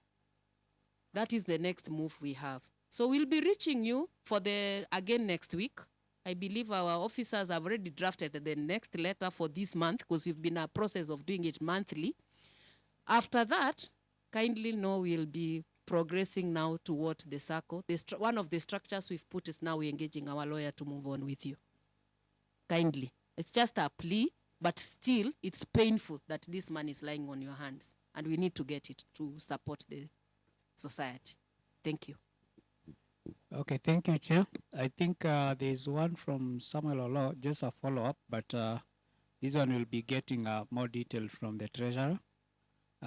He's saying, I therefore suggest that given the performance status, we don't pay out the dividends, we don't pay honoraria, and instead we try and see whether we can break even. I think this one will take up when we are doing the presentation on the audited accounts. Then I can go to Justus. This one I'll give to the Chair again. Justus Minor is asking, does the cooperative have a strategic plan highlighting long-term, medium-term, and short-term investment strategies? If yes, please share in brief. He's also gone on to ask, on the issue of debt, has the cooperative benchmarked with the other investment cooperatives, in bracket SIC, I think this Safaricom, investment cooperatives, Stima, etc., on how to deal with the same? So I think the last one we can have a comment from the Chair. The other one will cover when you go in there having their financial accounts. Thank you. Thank you. The cooperative has a strategic plan. When the SACCO, the UIC delinked from the SACCO, the first year the strategic plan was in place, and I believe it will be shared on our platform. Now we can talk faithfully that it will be shared on our UIC platform. And to all members, so that they can understand what our strategies are. And then number 2, for the second one that you asked, is the benchmarking on the issue of debt. Yeah, we've done benchmarking. All of us realized that UIC started in 2013 through the SACCO, and the way operations were being done then, there wasn't a sales agreement, there wasn't anything. Naenda tunatafuta shamba, you say nani anataka, you get money and buy. That is why even these debts are affecting us, because they are debts from the previous. Currently, we have the sales agreement, which is a benchmark. We realize others, you must have a sales agreement which articulates the term you'll take to pay land. and it is the current market, the way the current market is. For example, the first month you do a booking, you pay some amount, booking that plot. Within that month, you will have paid 20% of what the land is, and within 3 months, then you are able now to pay the money. If you have an issue within the 3 months, being members, now we extend that now you can contact the office, and then your extension is given to 6 months, which I believe the current new projects, we've undertaken that, and that is what we are undergoing. The problem we have and the debts you are seeing are from the previous plots which didn't have this particular sales agreement. That is why we are in this particular menace, but we believe it is going to be over if all of us give in to support and ensure that once you take this property, we follow the sales agreement. And yes, benchmarking we've done on how the others are doing. Some also have gone even to court because this is members' money. 24 million is not 2 shillings. We only made 10 million. Someone has 24 million outside there. So it is not 2 shillings. Yes, they've taken people to court and they've reclaimed the properties and resold, and things have moved on. You understand all the auction issues, but as for members, we do not please. We are pleading. We don't want to go the auction way, the legal way. Please pay debts. Thank you. That is again my plea. Okay, thank you. Thank you, Chair, for that. I think so far I can't see any other comment on the comments. But before we allow the Chair Supervisory Committee, I'm just requesting for our virtual members, if you can update your name. Just go to participants, then hover over your name. You'll see some 3 dots. You click on them and choose on rename. Put the name, the official name we know as UIC, and then click on change. It's going to make it easier for us to know who attended as a member, even as we're doing our own report. So I think through the MC, I'll be giving it over to the Supervisory Committee Chair to present their report. Good afternoon, members. My name is Jacqueline Wawira, and I'll be taking you through the Supervisory Committee report for the year that ended on 31st December 2025. I'll start with the introduction. So, in line with Ushuru Investment Cooperative Society bylaws, the Supervisory Committee shall make reports to the members of the Investment Cooperative Training containing investigation into the affairs of the society, including an audit of its books of account. The committee, as duly constituted, did undertook the mandate and hence compiled the report. The following were the Supervisory Committee members for the period under review. We had Jacqueline Wawira, myself. We had Florence Mbogwa, the secretary. We had Gilbert Auka, the member. The objectives of the committee was to evaluate the adequacy and effectiveness of Ushuru Investment Cooperative, internal measures with an emphasis on financial, operational, and administrative controls, to investigate activities geared towards the advancement of UIC, and follow up on the execution of action points. The third one is to review compliance with the Cooperative Societies Act, UIC bylaws, implementation of policies, procedures, and statutory compliance. The last one is to prepare and present a report for the AGM on audit findings for the financial year. The scope. The first one is to review member recruitment, growth, deposit contribution and information, education dissemination, to analyze UIC revenue performance for the year 2025, to review new proposed and current UIC projects. The last one is to establish challenges facing the investment cooperative with the aim of coming up with the recommendations to drive it forward. So I'll go to the findings, and I'll start with the membership. As of 31st December 2025, the total membership was 638 members, up from 599 members. That was as at December 2024. These represented a total of 39 new members, and these members are the ones that have fully paid up for the share capital for the review 2025. I'll go to the governance. So we have the UIC management. During the 2025 AGM held on 7th June 2025, there were changes that took place in the management of UIC. and the changes were effected as I read below. We have we have Madam Veronica Matoke, who is the current national chairperson. The previous position, she was the deputy chairperson. We have George Kipiegon, current deputy chair, previous board member. We have Peter Theuri, current secretary, previously secretary. We have Linda Kanyari, the national treasurer at the moment, and previously national treasurer. We have Irene Rono. She's a board member at the moment, previous the chair supervisory committee. We have Samuel Washuri, who is the board member at the moment and was a board member in the previous year. We have Isaac Kiprop, a board member at the moment and a board member even in the previous year. We have Jacqueline Wawira, chairperson supervisory committee. I was a member supervisory committee in the previous year. We have Florence Mbogwa, secretary supervisory committee. She came in during 2025. We have Gilbert Auka. He's a member supervisory committee, also a new entrant. So the committee noted that the processes of UIC are largely manual. The cash book asset register bank reconciliation etc. But in the year 2025, the UIC leadership noted that the importance of implementation as system and began the process in October 2025. The other item is on the strategic plan. The supervisory committee noted that the implementation of the strategic plan was still in process. We go to the organization structure. The launched strategic plan envisioned implementation of an expanded organization structure. During the financial year, there were notable progress in its implementation. We go to the ERP system. The supervisory committee noted that the ERP implementation was ongoing and had reached the user acceptance testing phase as at the end of December 2025. The committee further noted that the system is expected to be fully operational by the 11th AGM meeting, that is today. We go to the grand opening of the UIC 4th floor office. The supervisory committee noted that UIC established its office in February 2025 and commenced independent operations separate from Ushuru Sacco.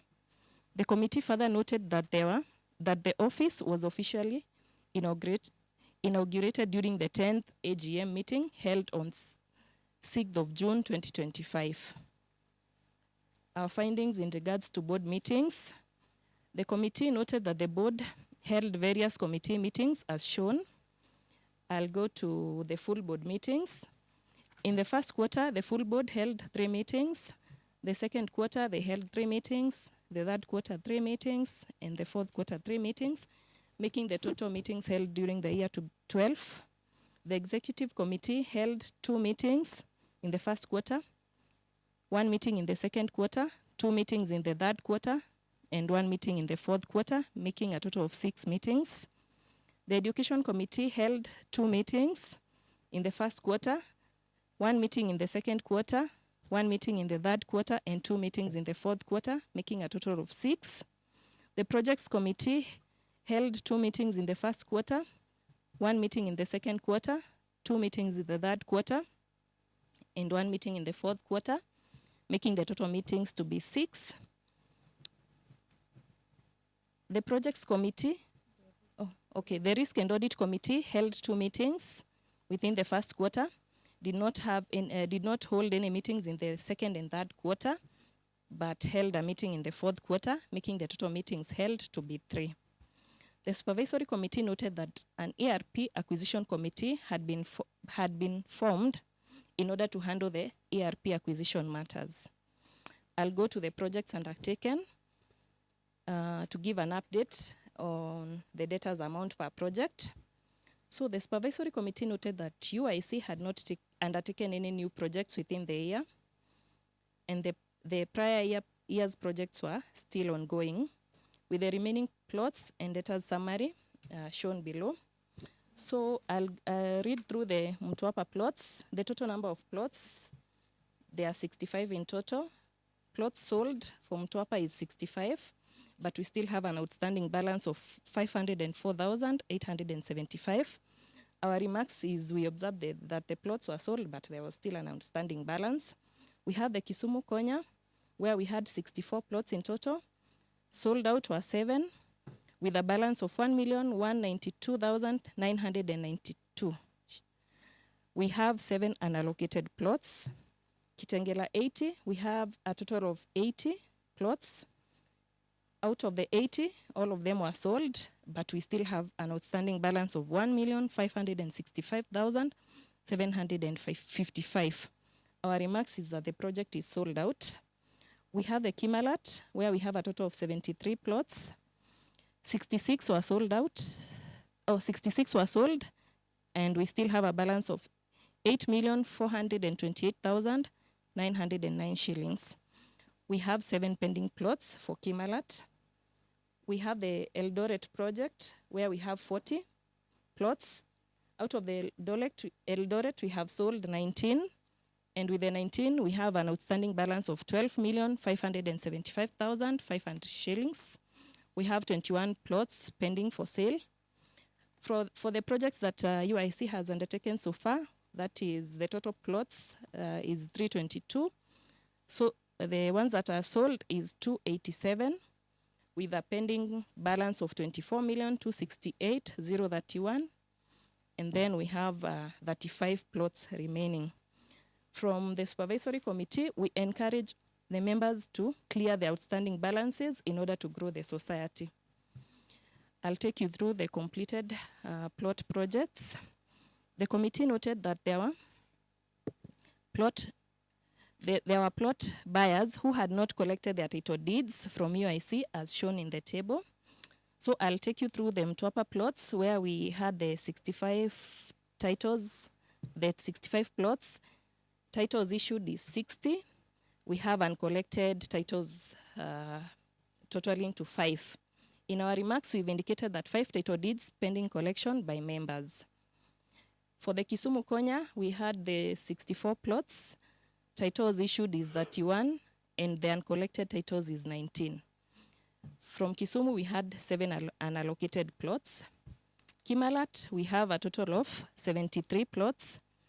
Issued titles, 27, 2 uncollected. So we have indicated that 27 titles are processed. Titles were processed during the first batch, 25 issued to owners, 18 pending processing for the second batch, and the rest still under UIC. Kitengela 80, we had a total of 80. Issued 77, the ones pending collection is 3. 3 members' title deeds are still pending with the office for collection by the members. For the Eldoret plot, we have 40, and we've issued 7 title deeds. For that Eldoret, we all know that the project is still ongoing as we have 12 plots pending. So in summary, from the 322 titles, from the 322 plots, we have issued a total of 202 title deeds, but we still have uncollected title deeds totaling to 29. From the supervisory committee, we request the members who are yet to collect their title deeds to come to the office and collect them as soon as possible. The supervisory committee noted that a majority of the uncollected title deeds are attributable to outstanding balances owed to members. The committee further observed that significant efforts have been put in place to engage the affected members through phone calls, SMS notifications, and demand letters. Despite these efforts, a number of accounts remain in arrears. The committee therefore recommends that legal measures be considered for members with long outstanding balances. Members are strongly encouraged to settle their outstanding obligations promptly and collect their title deeds. Other investments, the committee noted that the board had ventured into money markets, that is CIC, Sanlam, Britam, and also Mansa X, as reported in the financial statements of the cooperative society. So I'll take us through the recommendations that we came up as a committee. The first one is that the committee recommends regular monitoring of office processes to ensure alignment with the organization's strategic plan and structure.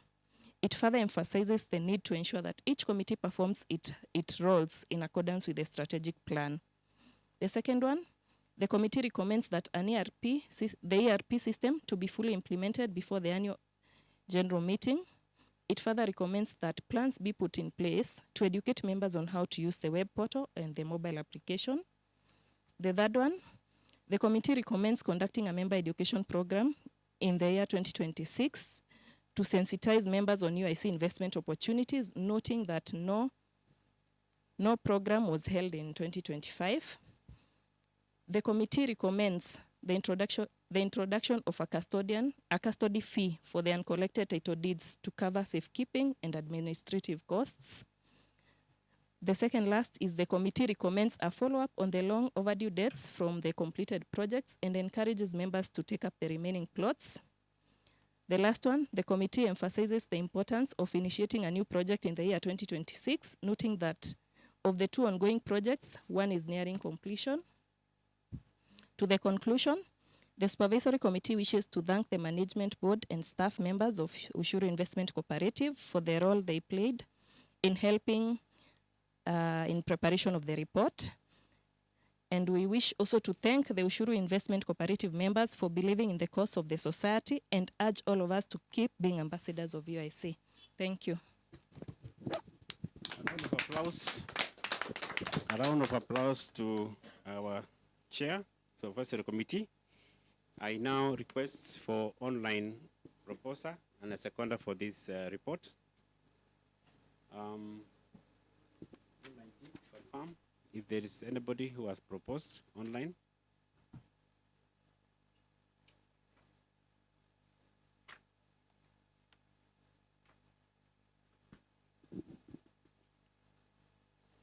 Anyone?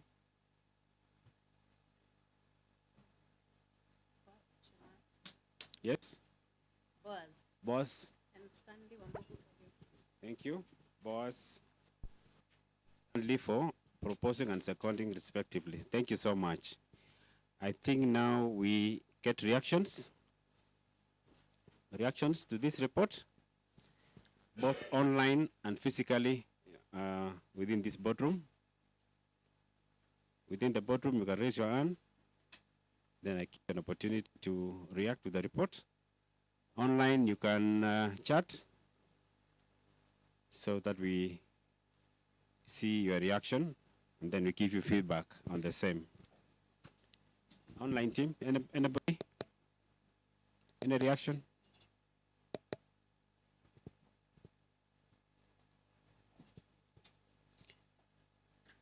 National Secretary, anything? Anybody? Yes, we have heard from Emmanuel Mabude. Mabude, you can just unmute yourself and proceed.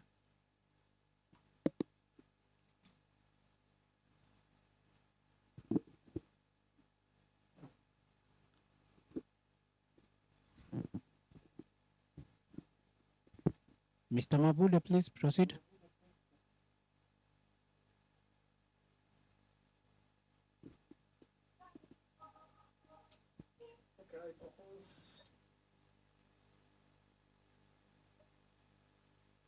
Okay.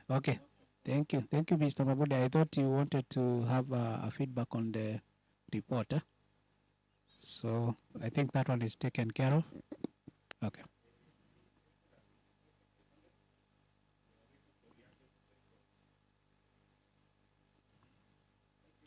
I think we had already. Thank you, member. We had already received a proposal and a seconder for the report. We are requesting for a reaction to this report. So we need reactions from online members. Please unmute or chat so that we get to know your comments. Any reaction, online team? Not yet. Thank you. I can't see any from chat, and I can't also see any raised hand. No reaction? Silence is also a reaction. Yes. You. Thank you. Members, I think we now move to the next item. Yes, I think I have one. Chair, Yes, proceed. Before we proceed. This from Stanley Wambogo. he is saying, in regard to the investment in alternative money markets, such as Manza X, how is UIC monitoring to ensure the society is not exposed to investment risks?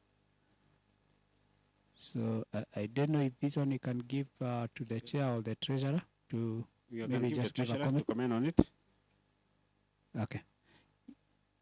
Yeah, okay. I think, Stanley, for this, we can wait when you're going through the financial report. The treasurer is going to take us through.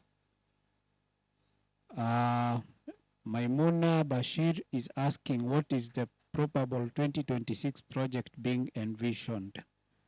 So I think, Vice Chair, you can comment on this on behalf of the chair. Come again. Maimuna has asked, what is the probable 2026 project being envisioned? Like, do you have any project for the year 2026? Yes. Thank you, member. I think in the chairman's speech report, she had mentioned that we are engaging and we are going to let members know of our new project, which it is in advanced stage. Currently, it's with the lawyer finalizing on the documentation, and once it's through, then we'll let members know about the new project. So yes, we have plans for members, and we're engaging a new project. Very soon, we'll come up and let members know about it. Thank you. Okay, thank you, Director George. I think I can't see any other comment on the chat. I don't see any hand, so I think we can move to the next item. Thank you, National Secretary. We'll move to the next item is the presentation of annual financial report. And this will be done by our National Treasurer, Madam Linda. Over to you.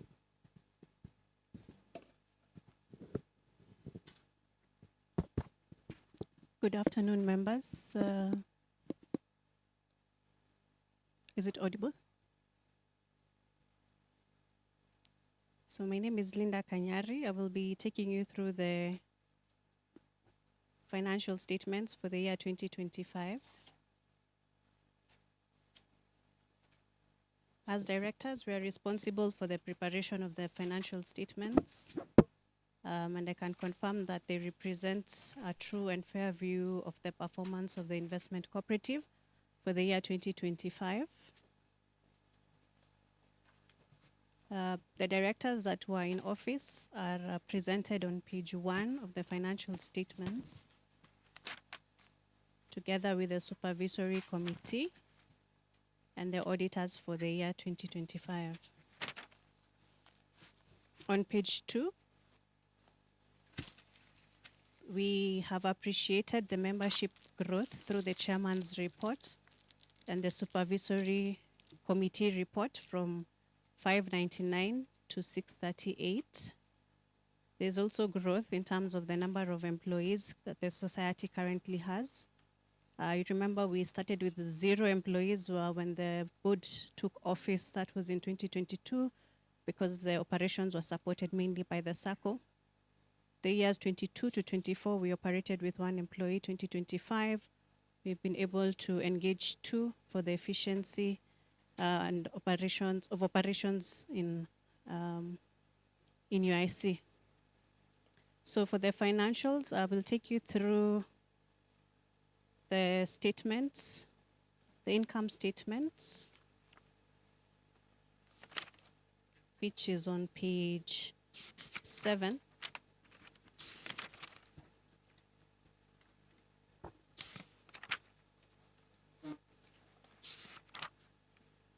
We'll start with the income statement, then proceed to the statement of financial position.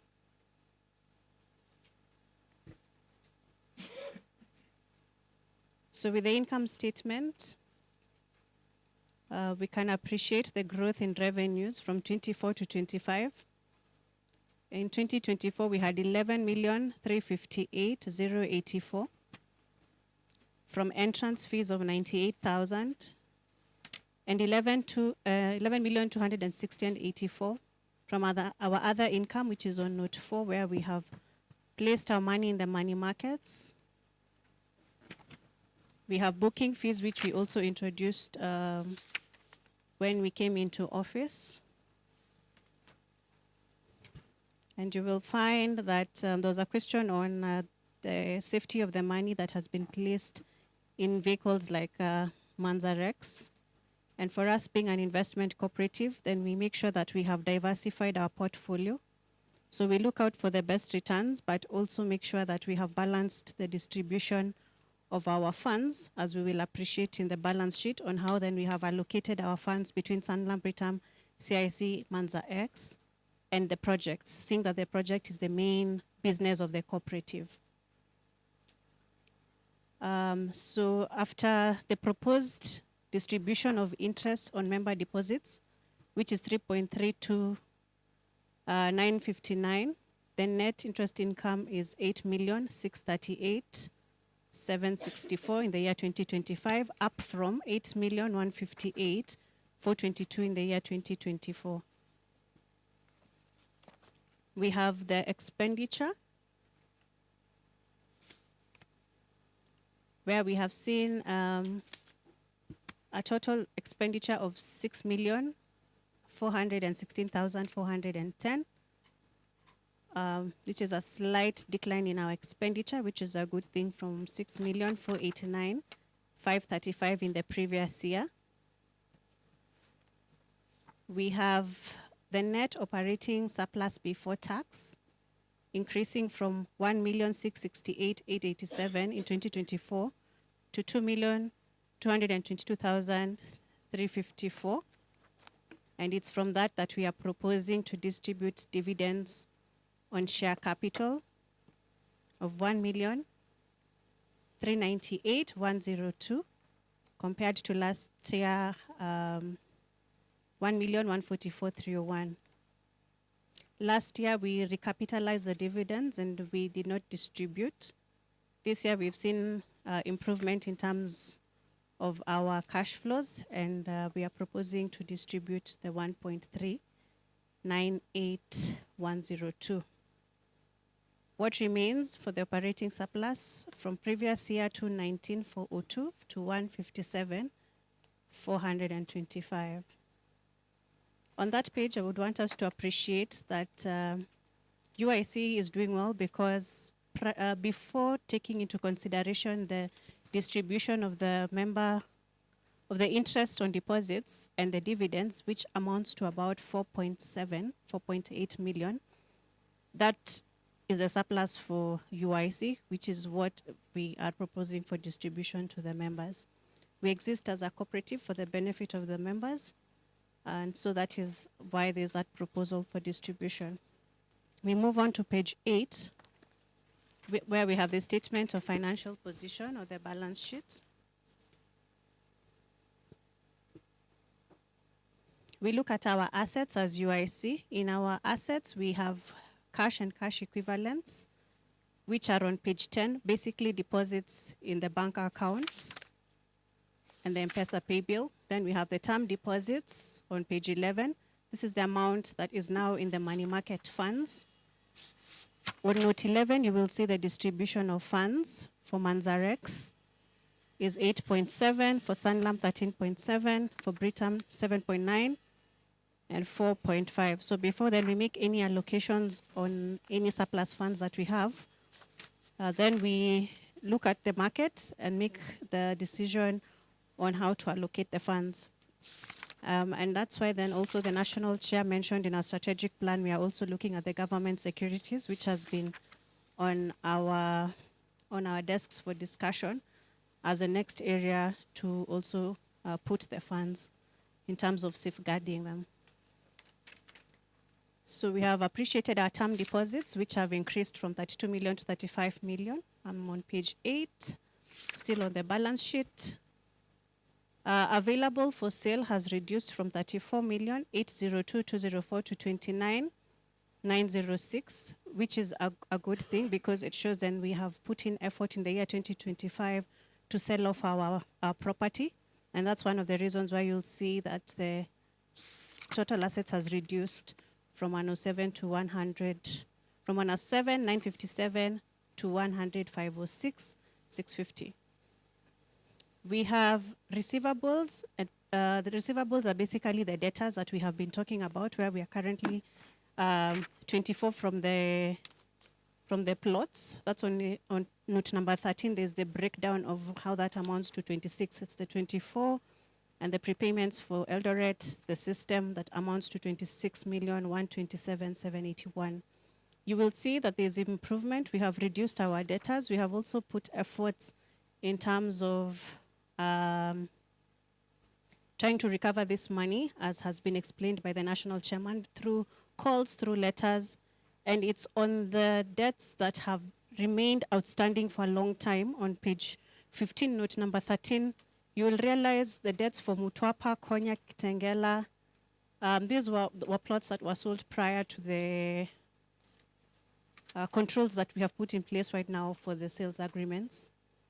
But for debtors in Kimalat and Eldoret, we are able to collect, because then there's the sale agreement. So Eldoret is where we need to put also our efforts in 2026 to ensure that the project is completely sold off, so that the project that we're looking to onboard in 2026 is what the cooperative will run with in the subsequent year.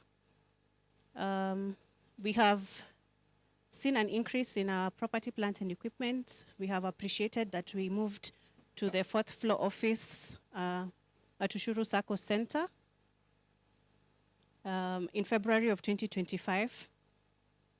We have made efforts to acquire the ERP and the prepayments, so that also affects our assets, and hence the movement from 107 to 100. In terms of our liabilities, we have seen a decline in our liabilities. So even as we were able to convert this money into cash, we were able to pay off our liabilities. On page 8 on the balance sheet, we have seen our liabilities decline from 67,634,596 to 59,075,954. We have seen growth in our member deposits from the 45,709,470 to 52,075,029.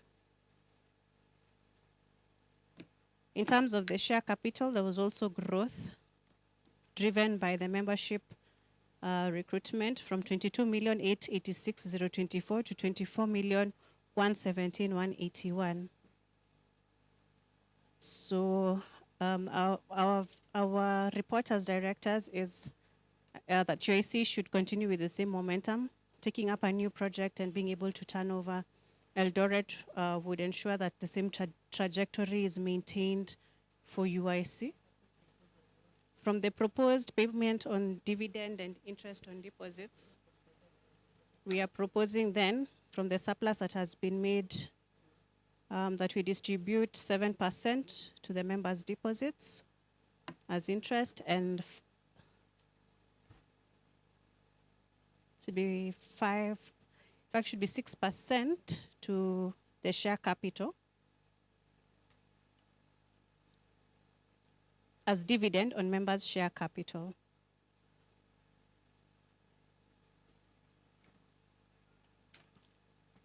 In the financial statements, you'll appreciate the statement of changes in equity, our growth in the retained earnings and the reserves. These ones, they grow as a result of the surplus that has been made from the cooperative. And so the surplus is then transferred to the reserves. With that, then I would like to end the presentation of the financial statements at this point. Back to the chair for moderation.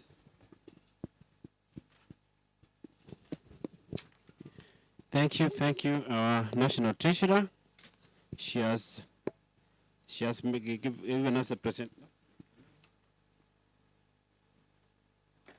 Thank you, Linda, for that presentation. A round of applause for her, please. Thank you so much. We now request for a proposer and a seconder. Online team, check for a proposer and a seconder.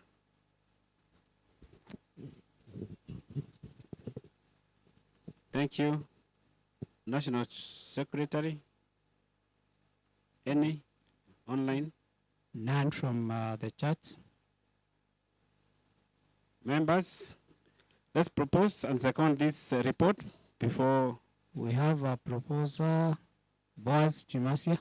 Boaz Chimase, thank you so much. Yes. Okay. Thank you so much, I boss. think we have Samuel. The chair is requesting if we can have someone else because Boaz had done earlier proposals. So I will take Samuel Olo is proposing. We can have a seconder. We have Leonard Kirui.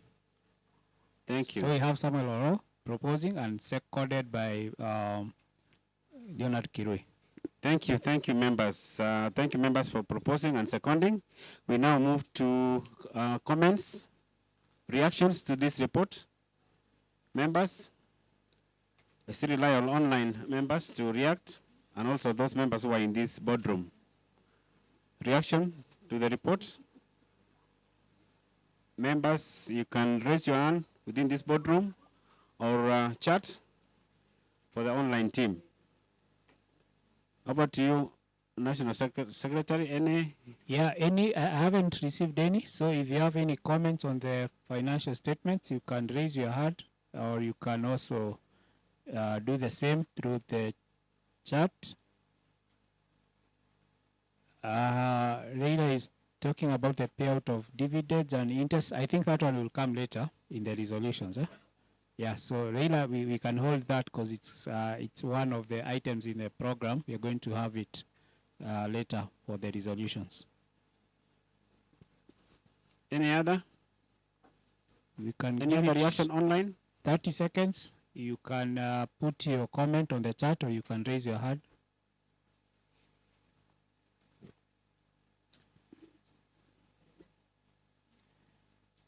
Okay, I think MC, we are good to proceed. I can't see any hand, I can't see any comment. Thank you, members. In the absence that there is no other reaction, we can move to the next agenda. Next agenda is the presentation of the 2025 audited report by our auditor, Maina Waidaka and Associates. Welcome, our auditor.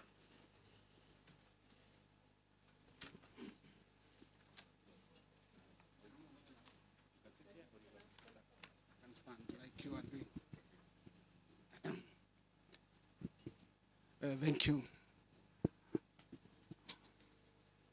Thank you, Chairman. Thank you, Chairperson. Thank you, Chairperson. The Chairman is good also. Thank you, Chairman. And thank you, Chairman. And the management of Ushuru Cooperative Society Limited, cooperative officer, invited guests, all protocols observed, ladies and gentlemen, good afternoon. My name is Samuel Kimani, and our firm of auditors is Maina Waidaka and Associates, and these are your auditors of your society for 2025 financial year. My presence before you this afternoon is to present to you the audited financial statement for 2025. Normally, when we present the account, there are four main sections that we present in an AGM like this one, which are: one, statement of comprehensive income, statement of financial position, the CAFO 90 requirements of the Board of Directors for the financial statement, and finally, the audited report.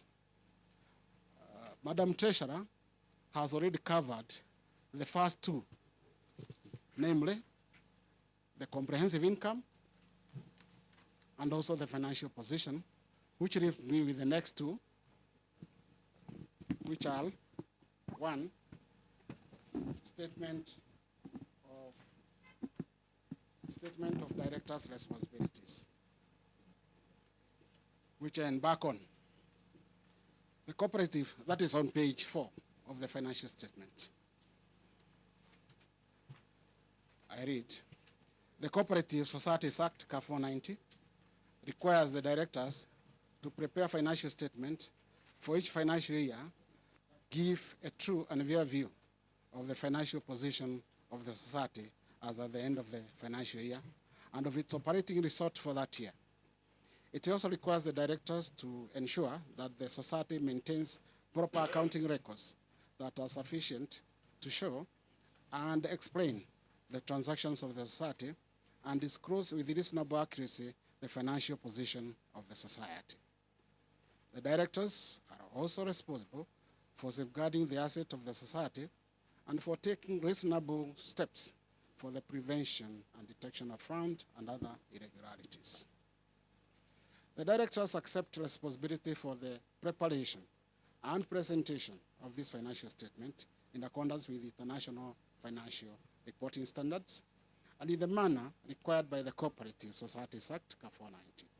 They also accept responsibility for, 1, designing, implementing, and maintaining such internal control as they determine necessary to enable the presentation of financial statements that are free from material misstatement, whether due to fraud or error.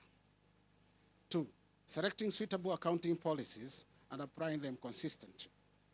3, and making accounting estimate and judgment that are reasonable in the circumstances. The directors acknowledge that the independent audit of the financial statement does not relieve them of their responsibilities. Therefore, nothing has come to the attention of the directors to indicate that the society will not remain a going concern for at least the next 12 months from the date of this statement. The financial statement was approved by the Board of Directors on the 1st of May 2026 and signed on behalf by the chairperson, the treasurer, and a member. Auditor's report on page 5. This is the report of the independent auditors to the shareholders of Ushuru Investment Cooperative Society Limited. Opinion of the auditors. We have audited the accompanying financial statement of Ushuru Investment Cooperative Society set out on pages 7 to 17, which comprise the statement of financial position as at 31st December 2025, the statement of comprehensive income, changes in reserves or in equity, and cash flow for the year. And cash flow for the year then ended. And notes including a summary of significant accounting policies. Yeah?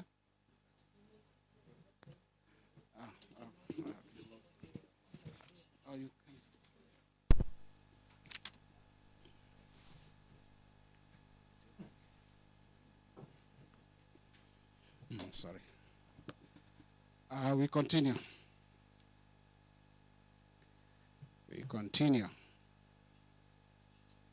I was on, okay, let me repeat the auditor's opinion.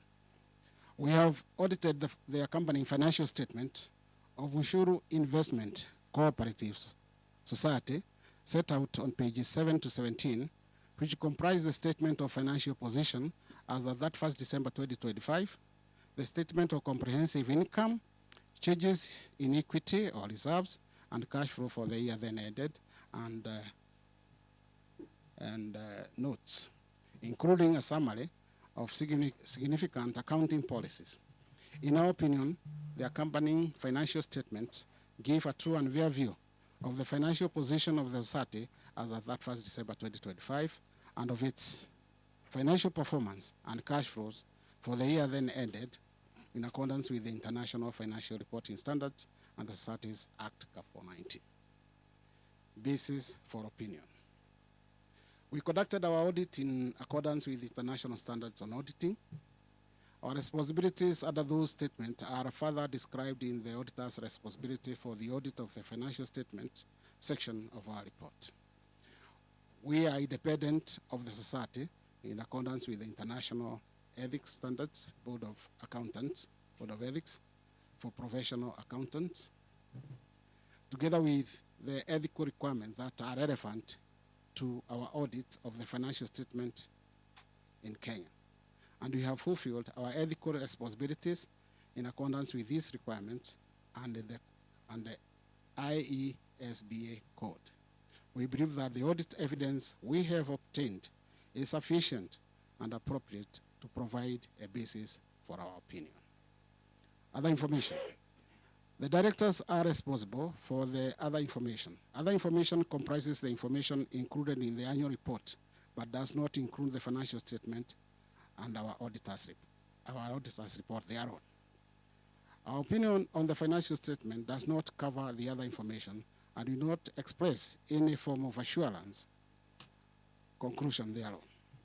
In connection with our audit of the financial statement, our responsibility is to read the other information and in doing so, consider whether the other information is materially inconsistent with the financial statement or our knowledge obtained in the audit or otherwise appears to be material misstated. If based on the work we have performed, we conclude that there is material misstatement of this other information, we are required to report that fact. We have nothing to report in this regard. Directors are responsible for the financial statement.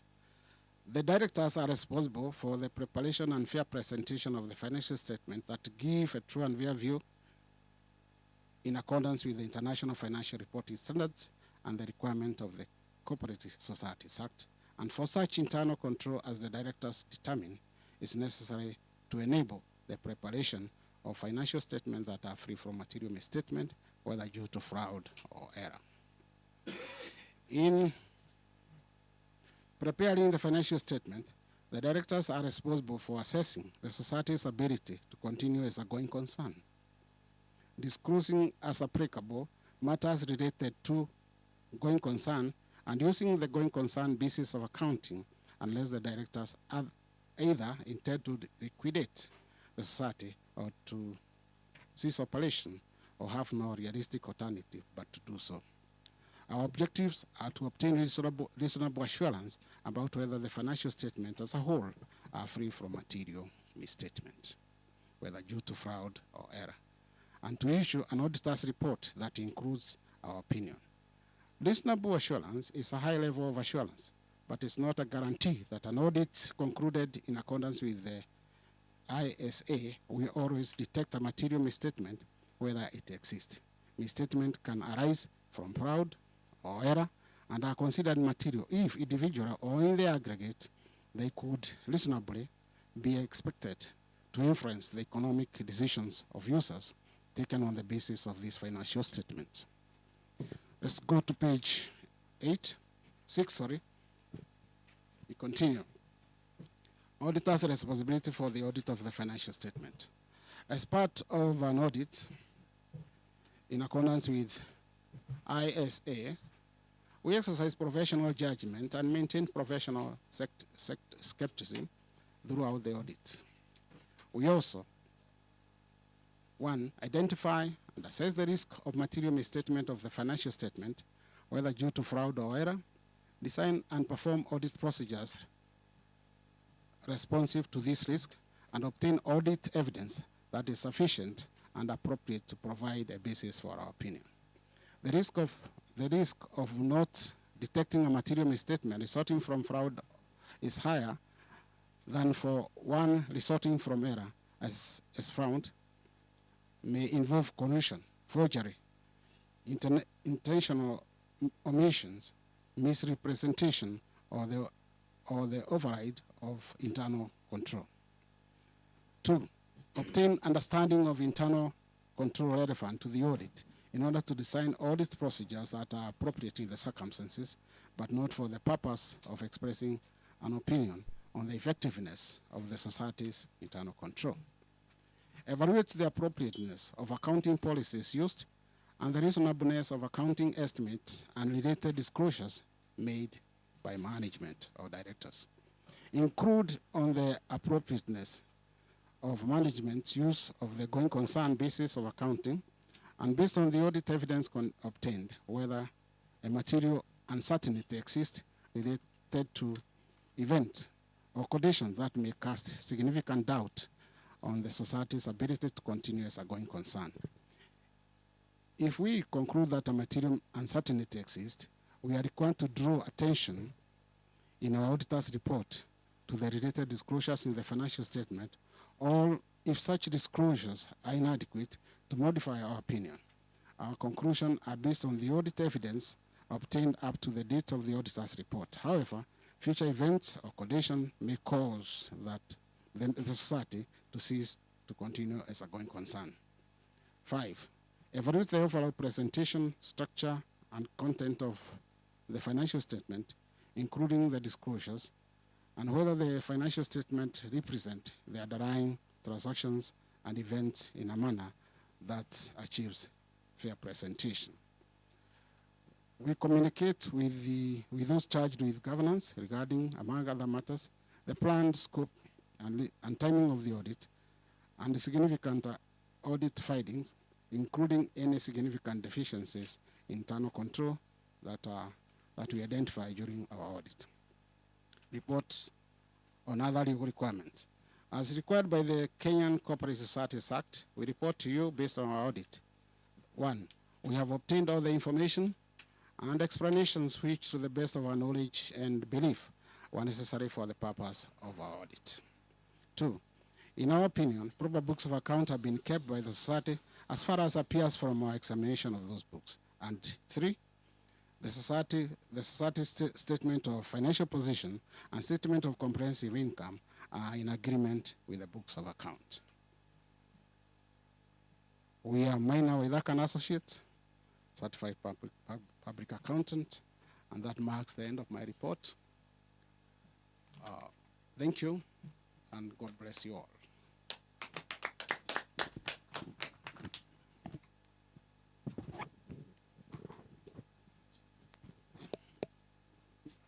Thank you so much, Mr. Auditor, Minor Wadhaka and Associates, for their presentation.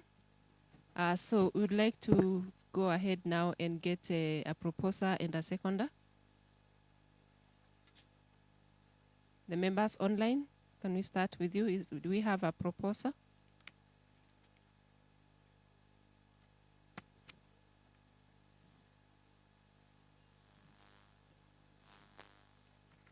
You can write in the chat. So we have Isaac Mwangi proposing, and Rita Susan has seconded. Thank you. Okay. So thank you. We can now go for the reactions.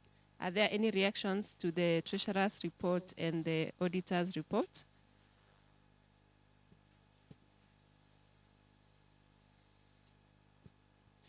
We can have both in-house here and the ones online.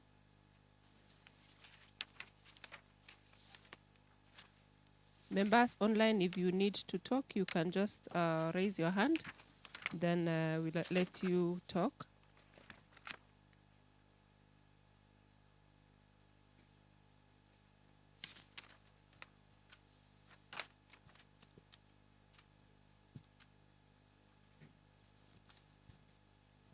Reactions in here? Any reactions?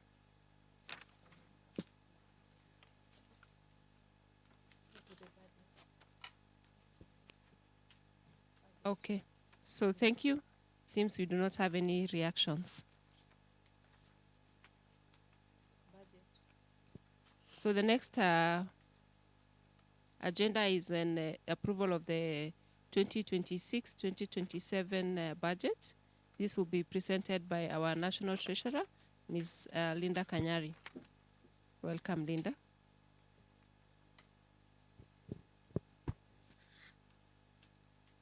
Good afternoon once again. We'll be taking you through the operating budget for the year 2026-2027. The budget that has been projected indicates what our budget was in 2025 and our expenditure, which we have already gone through in the financial statements. So in the budget for this year, for 2026, the income projected is 18,240,000. this we are projecting to receive from the sale of plots. Right now we're looking to turn around Eldoret, and if we're able to collect the 12 million that we indicated, that goes into that 15 million together with Kimalat and the new project that we're looking to launch in this year. Entrance fee, we are looking to collect 240,000. In the previous years, we have managed 98.78. And so the focus for this year is to really increase the membership or the membership drive so as to see that we collect the projected amount in terms of 240,000. The other income is the interest that we derive from the investments in our money markets and the fixed deposits at 3 million. On the expenditure, to run the operations of UIC, the costs usually are on salaries and wages, what we refer to in the accounts as administrative costs, which combine both the salaries and wages, house allowance, staff medical, leave allowance, commuter allowance, as the amount that we have allocated for the staff. We have statutory deductions that are borne by the employer in the form of NSSF. Then we have the staff travel, where we have staff that we facilitate staff for our projects, which are in Kitengela and Eldoret. And so we have allocated 200,000 in 2026 and the same 2027. And then we have staff education. We're proposing to spend 120 for the staff to be educated on the cooperative operations, just to improve efficiency and how we serve our members. The AGM, there's a proposal to take the amount to 1.2. That's a proposal. In the previous year, we spent 625, and for this AGM, similar amount has been spent, an estimated 600,000. And then we have insurance. Now that we have the office running, the items that we look to insure are 300,000. Board travel, on average, has been 2.2. This consists of the board meetings and travels to the projects. The proposal is to have that at 1.6 for 26 and 27. Member education, seeing that we're launching the new system, we will be reaching out a lot to the members and educating our members on how to access our services. So we are proposing that at 300,000. For the running of the operations of the office, 125,000 for postage and telephone. For audit supervision, 250, 26, 27. Legal fees, 200,000. Subscriptions at 50,000. Bank charges at 50,000, 26, 27. Income tax expense at 800,000, 26, 27. Sundry expenses. We have expenses that we incur in the form of petty cash to run the operations of the office. Then we have printing and stationery at 200,000, 26, 27. Computer expenses, 100,000, 26, 27. The strategic plan.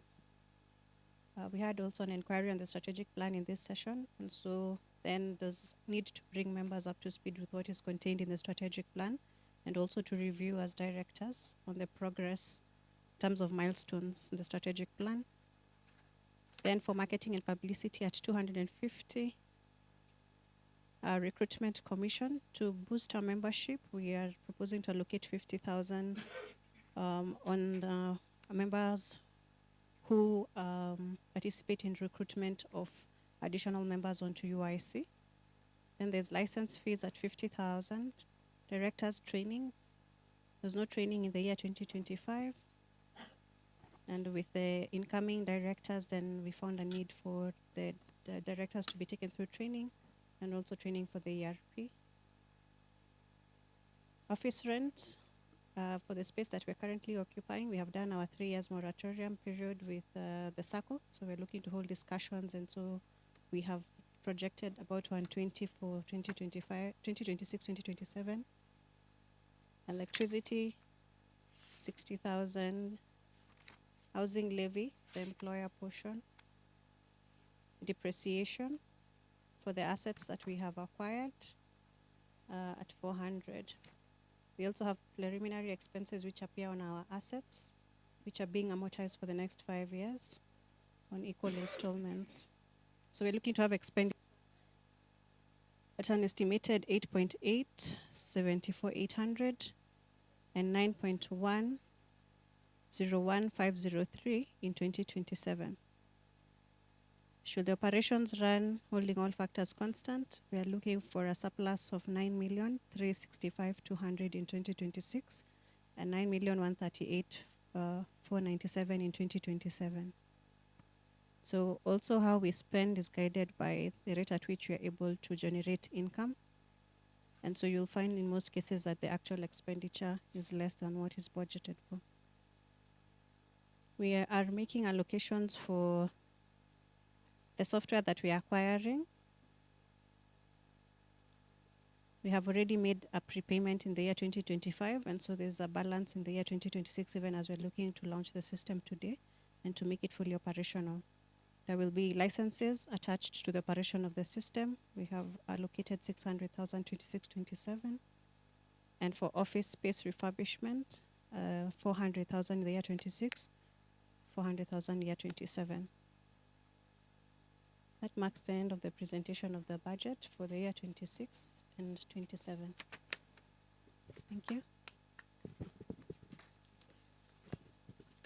Can we clap for Linda? Yeah, thank you. So we'll request for a proposer and a seconder.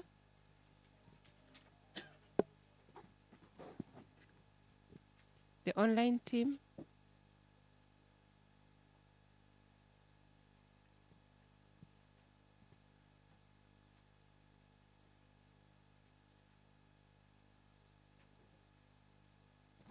Any proposal? The team in the boardroom? Any proposal? Okay, Stanley Wambugu has proposed and Henry Chopeta has seconded. Thank you so much. Any reactions for the budget?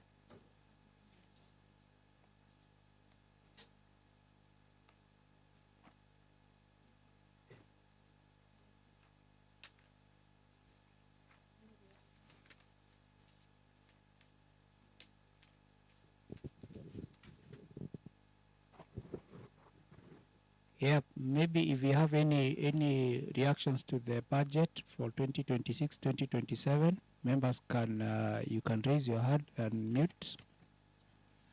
Okay, we have one from Leila. Is it necessary for office refurbishment every year?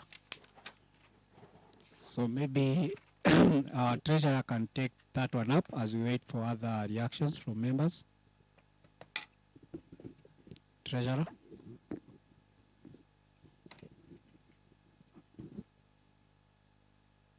Thank you, Leila, for that question. So we took up office space in February of 2025. What we have provided for is, it's a provision, not necessarily that amount will be spent.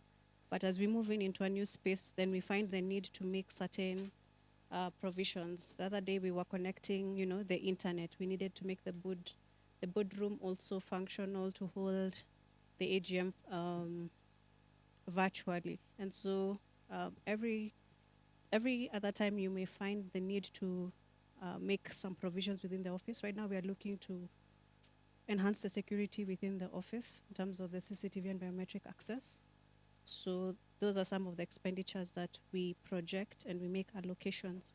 so that then once we prioritize, then we know we have a ceiling of 400 that we cannot exceed in the year 2026, depending on performance. Then we prioritize what needs to be set up for the office. Thank you, Treasurer. As the Treasurer has indicated, we might have some items to refurbish in the office. Even as we indicated, we have now the ERP system. We'll be hosting over cloud, which is a bit expensive, but when we get money, we might have to allocate some cabinets here just to host locally. That's why we give that provision. So a comment also from Teddy. I think it's very necessary. I think the Treasurer has explained the same. So any other reactions from the members? We can have another 1 minute before we proceed to the next item.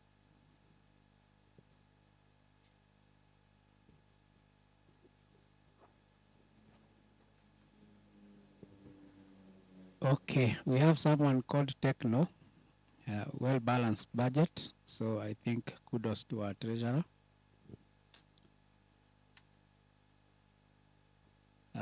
Thank you. I think we can proceed to the next item on the program.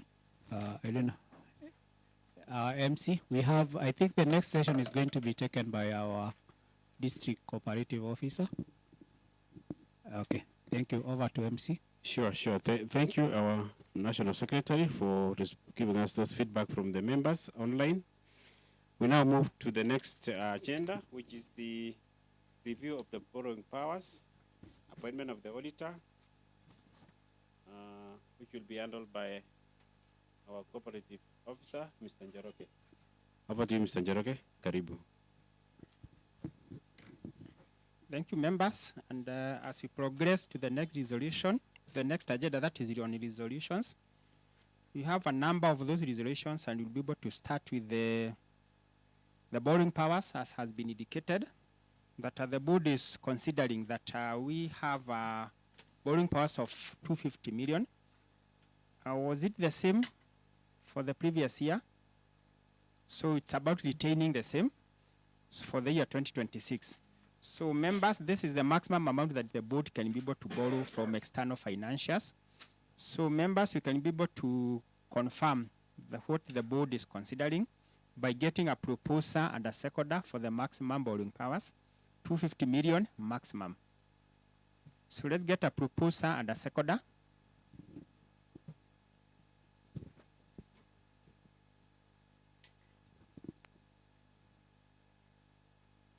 Do we have a proposer? Thank you, Bwana Njoroge. So maybe online, guys, please, let's have a proposer and a seconder. Or even members who are present here can also be able to participate.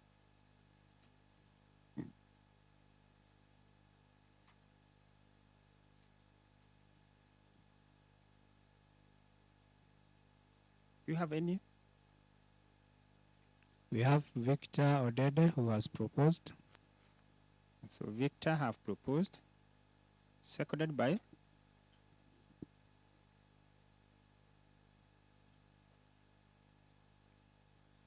do you have a seconder? Maybe I can have a seconder from there. Okay. Mercy Musau has seconded. Mercy have seconded. Then the next part we need to consider is from the audit report that we had a surplus for consideration that members need to approve in terms of the interest on deposit and the dividend. So we have the interest on members' deposit is at a rate of 7%, and the dividend, was it 5 or 6%? 5%. Okay, so members, we can be able to approve. Let's start with the interest on deposit, 7%. 7% interest on deposit. It's about sharing that amount. I believe members can be able to consider either they are going to share or maybe even plow back. It's also a consideration. You can also decide to donate. Let's get proposals from the members on the interest on deposit at a rate of 7%.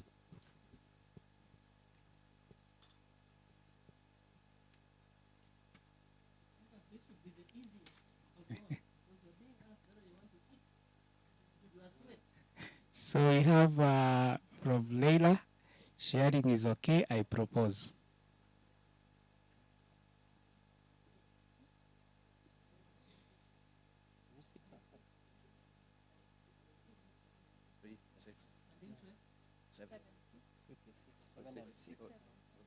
There's a mistake in the...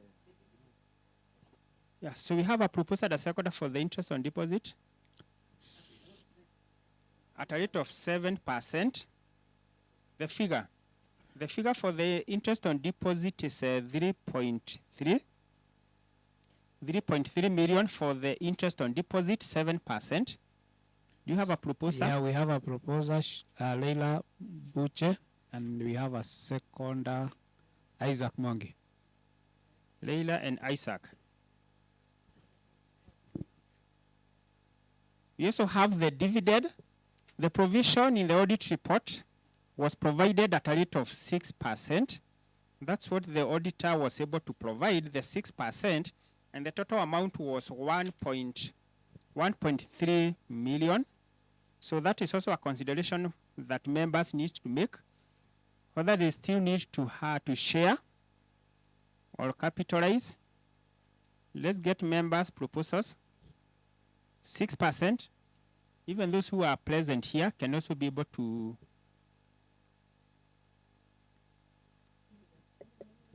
sharing. Online we have not yet gotten, so we need a proposal on a second. We have Stanley. I propose sharing to members of dividend on share capital at 6%. So we have Stanley has proposed. Stanley has proposed. Wambogo. Do you have a seconder? We have a second, Arthur Makori. Arthur Makori has seconded. Okay. So, yeah, that is on the dividend at a rate of 6%. Still on the same, we have a provision for appreciation to the leadership in form of honoraria. A provision of 320,000 has been provided for the honoraria and the staff bonus. So if members do appreciate the leadership of the society, we can be able to appreciate them by getting a proposal and a seconder. Let's get members' proposals. Masinani, Musau. Masi Musau have proposed the honoraria. Do you have a seconder for that? Boaz Chimasia. That's okay. That is on the provision for honoraria. The next, it's on the appointment of auditors, whereby the rule requires that every year members in an AGM needs to appoint an auditor for the next financial year. And so for the year 2026, members need to appoint the auditor. Auditor amenda yule alikuwa ametoka. Sawa sawa. So this is the time that members need to make a consideration. However, the board had sought quotations from different audit firms, which I believe this needs to be presented. Are we going to project? Yeah, it's there. So that members can be able to see the firms that have quoted. Number one, you have Cielo and Associates. And the quoted amount is 986,448. That is exclusive of VAT. We have Waithaka and Minor Associates. We have that other information which you can be able to read. The quote is 100,000 inclusive of VAT. And also we have number 3, MAN AMP, Associates Certified Public Accounts. A total of 170,000 VAT exclusive. So with that information, I believe members can be able to make a decision. The current auditors, ni ya Waithaka? Okay. So they have done 1 year?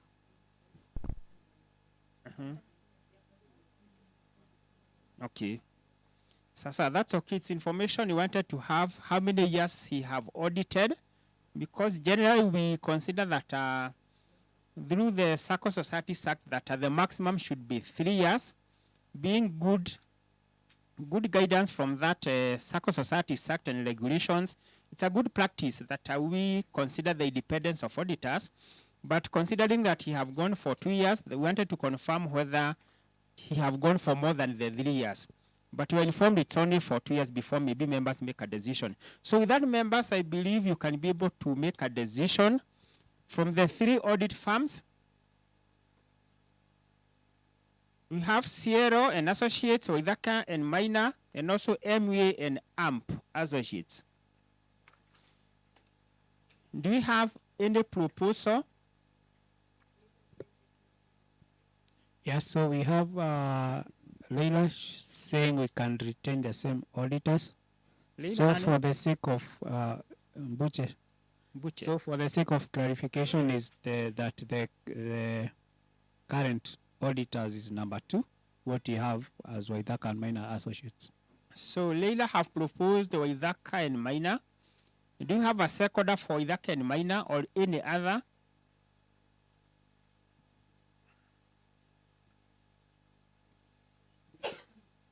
Members, virtue, and those who are present here can also make a decision. So we have a seconder, Joyce Oganda. Joyce Oganda. I hope, Joyce, you're seconding for Minor and Waithaka. Okay, yeah. So we have Joyce Oganda. Okay, so we have a proposal, the seconder for Waithaka and Minor, the current auditors. For Sierra and Associates, do you have any? We have not received any other. Or MA and Associates? None received. So if none, then we can consider that our members are considering that you have the current auditors, Waithaka and Minor Associates, to continue auditing for the year 2026.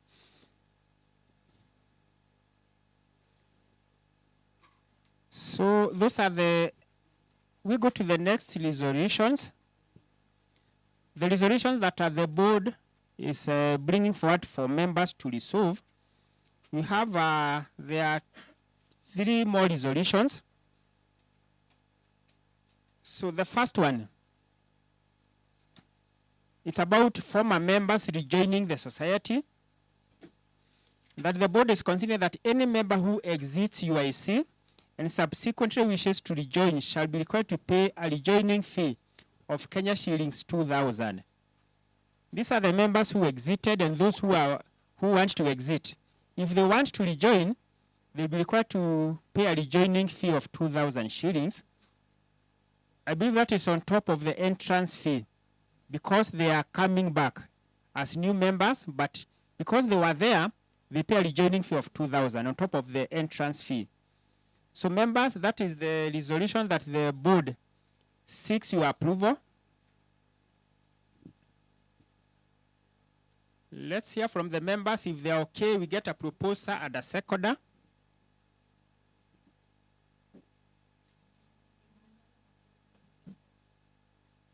Emmanuel Mambude has proposed. Do you have a seconder?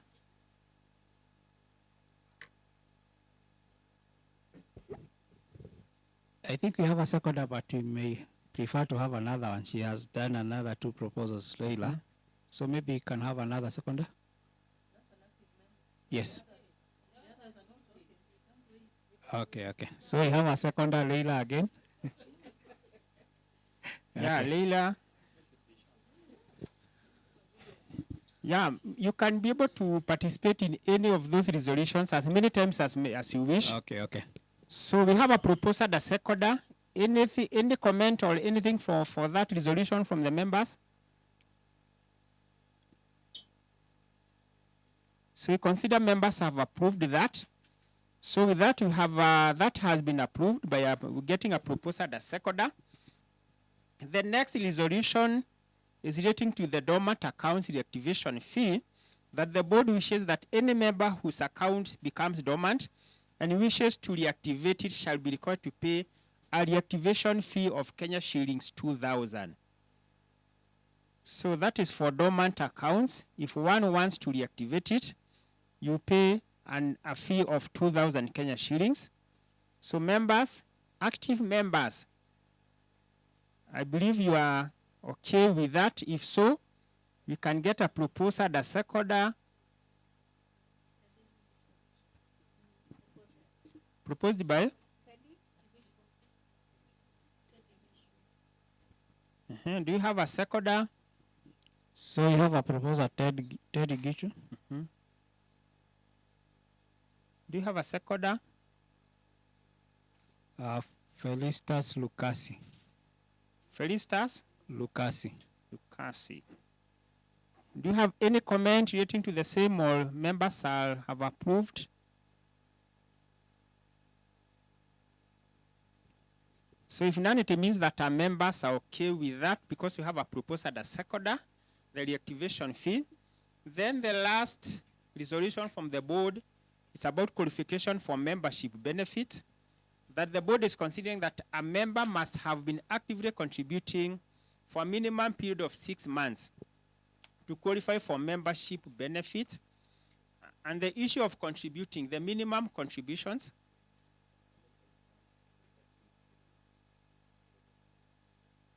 okay, the effective date, the resolutions. Yeah, once approved, it means that now they are in force.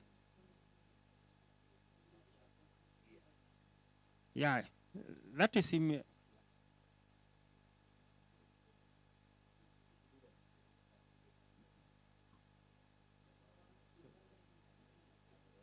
grace period to be given.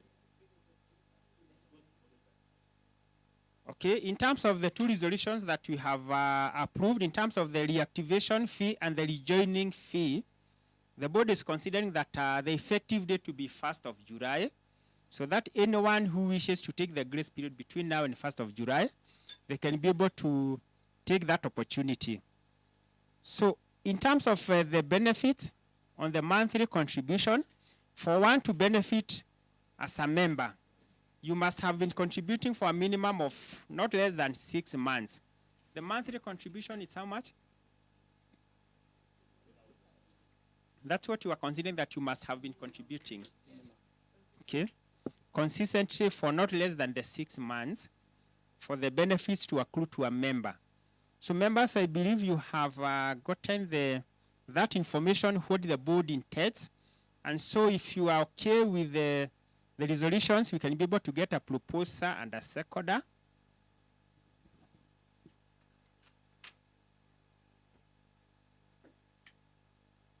Members?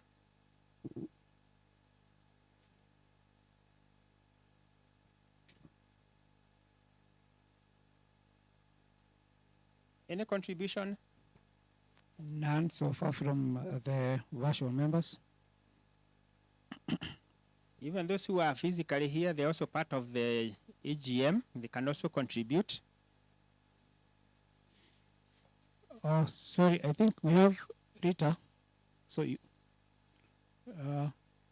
Red House, you can give us some volume. Eh? So, volume. Rita is proposing. Sorry, just give us a minute, Rita, so that you can proceed. Then we have a hand from Margaret Nyamai. We can start with Rita.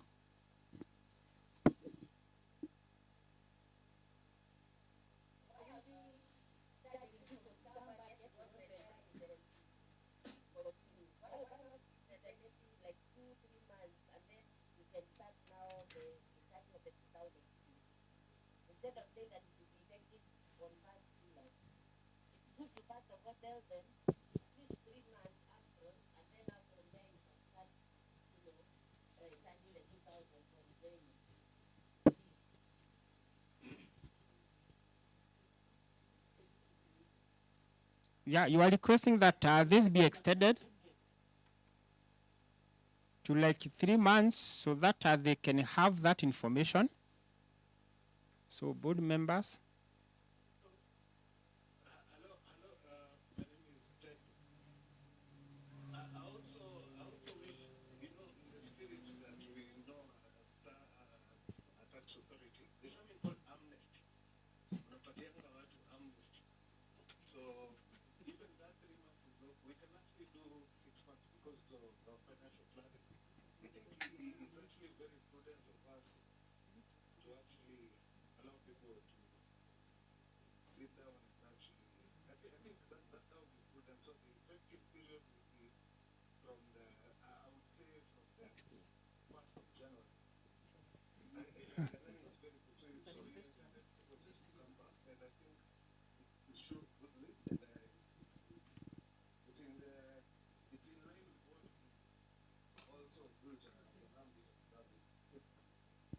Okay, thank you for that. Yeah, we have heard from you about the 6 months. We also heard from Lita the 3 months, and I believe that serious members, they can be given a period that they need to make a decision, and I believe serious members cannot take long to make a decision. 6 months may be too long. Hata watakuwa wamesahau. So 3 months could be maybe appropriate or reasonable if you can be able to agree to that. Do you have any other comment? So maybe we can also have Margaret Nyamai. You hand is raised. You can give your comment.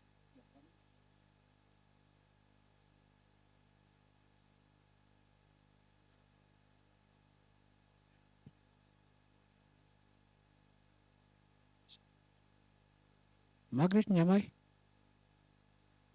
Okay, I think we can proceed because, okay. So, yeah, just proceed, Margaret. Yes, we can hear you.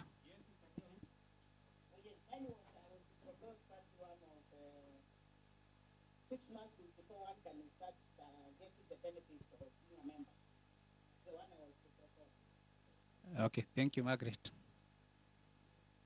Okay. So members, for the consideration of the reactivation, the issue of the 3 months, can we consider the 3 months instead of the 6 so that we may be able to consider July, August, and September, so that from 1st of October to be the effective date? If members, you can be able to agree to that, maybe you can get a proposal at a seconder for the effective date. Who was the proposer? There was a proposer for the 3 months. It was Rita Susan. So we only need a seconder for the 3 months.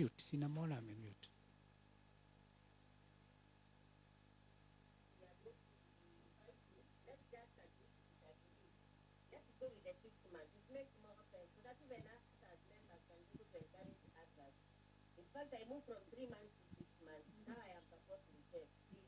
Let's not be in a hurry because Uhuru investment cooperative has really taken a long time to reach where we are at right now. Starting to introduce other fees, which seems punitive, is going to even lock out others who otherwise want to join. There is no hurry. January is okay to start the 1st January. Please. This is our policy. Let us be inclusive. So I am supporting that now.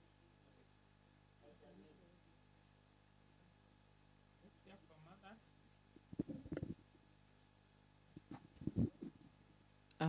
Good afternoon, everyone. I prefer 3 months because 6 months might be too long. So if we go with 3 months, sorry, yes. Mercy Musau, I'm a member. And I think 3 months will be ideal. 6 months will be too long. As Mr. Njoroge has said here, you might even forget. So yeah, let's give 3 months. I propose 3 months. Thank you. Okay, I think we also have a hand from Leila. Maybe Leila, you can proceed. Good afternoon. I suggest that the chair create some polls for everyone to vote. Whoever is in 6 months, select the 6 months so as we can finalize on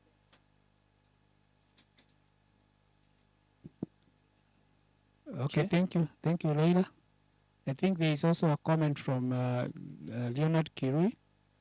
I don't know if it's in line, but Njoroge, you can guide. He is saying retain the activation fee, but deduct from member contributions in like 4 months. I think it's a bit away from what you're voting on. Yeah, we only require the issue of the starting period, the effective date. Is it after 3 months or is it after 6 months? So is it possible that members can be able to make a decision by way of voting? Is it possible? And how?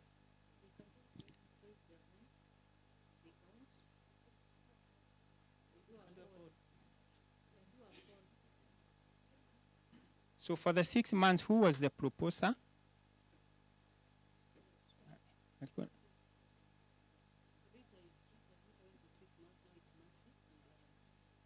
So Rita ni yeye alibadilisha. So the seconder tutasema ni nani? Who was the seconder for the 3 months?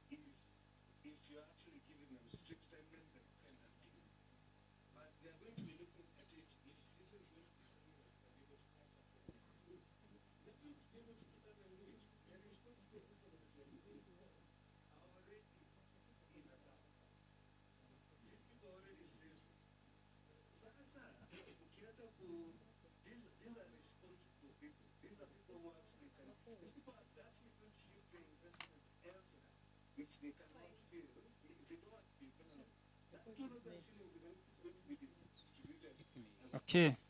The point is made. Yeah, the point is now at home. So members are considered that we go to the 6 months. We consider the 6 months and see if that will be able to at least have more members to join. So it means now effectively from 1st of January. Yeah, January itafika tu. Yeah, so with that members, you can be able to say the effective date is 1st of January. However, considering that dividend has been declared and interest on deposit, for the dormant accounts, that fund will be used because you cannot be able to give you something and yet you are either in arrears or your accounts are dormant. That is a thing that we need to consider. Those with arrears will not be able to get the dividend. So whatever you are to get have to go towards now the arrears so that can be reduced. So with that, we were on the last resolution on the qualification for membership benefits. We did not get a proposal and a seconder.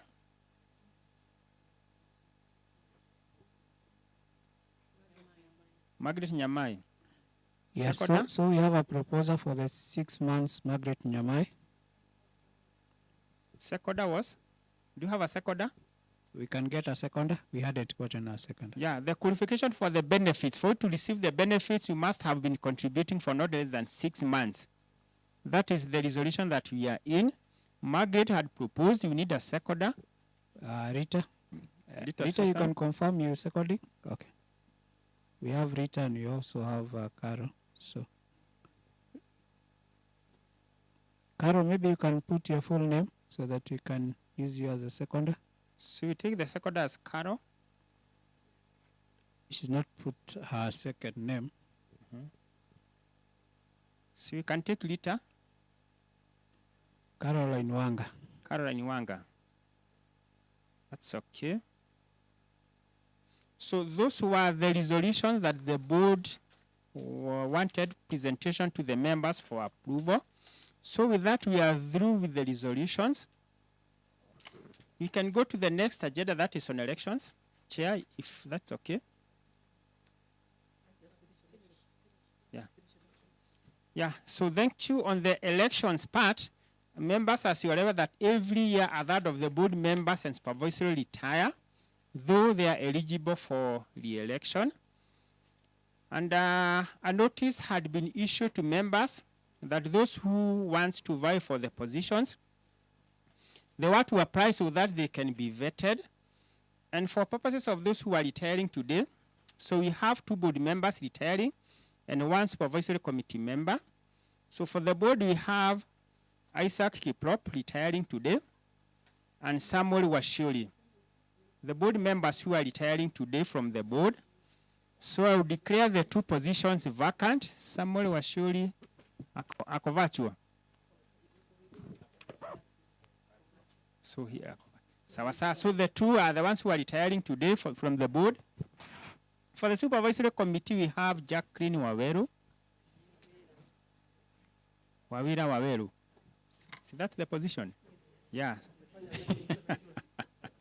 So Jacqueline is the one who is also retiring from the supervisory committee, and therefore I declare the position vacant. So with that, we have 2 vacant positions in the board and 1 in the supervisory committee. However, before this AGM, the board was able to receive a resignation letter from 1 board member. That is from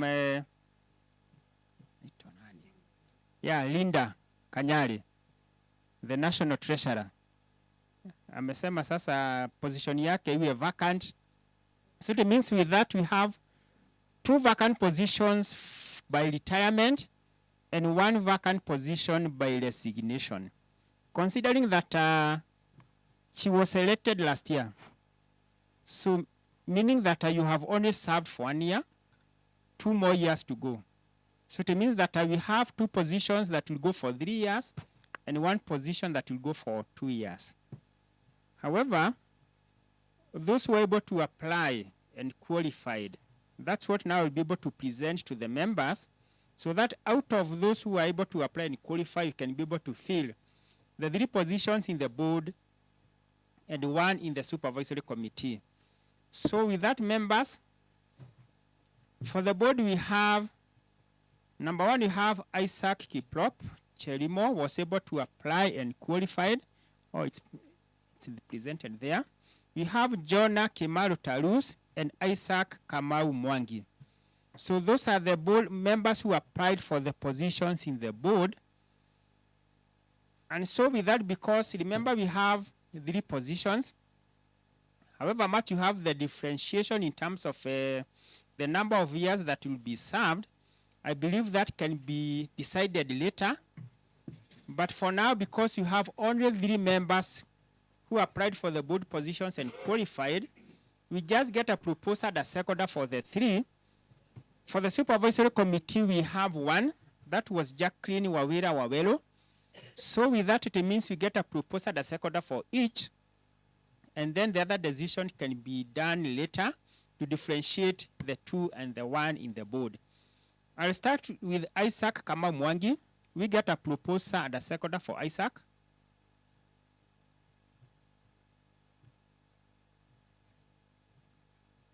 Isaac.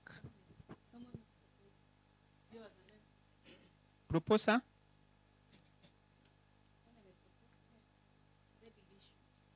Teddy Gishu. Seconder for Isaac Kamau.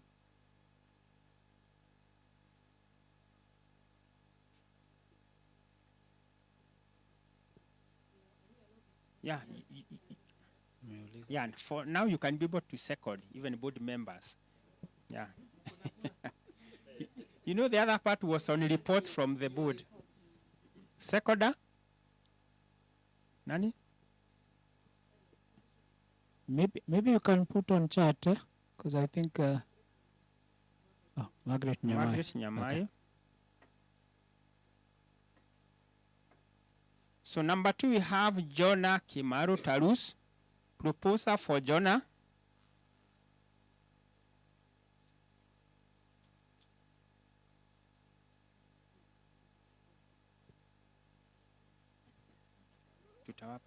Boaz has proposed. Boaz. Chimasia Sekoda. Sekoda for Jonah Kimaru. Victor Odede has seconded. Victor Odede.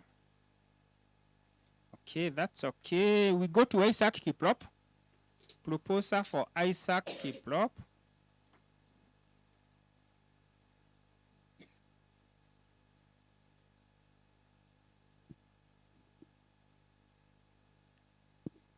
Caroline Jepchuba Kemboy. Caroline Chepchumba. Sekoda.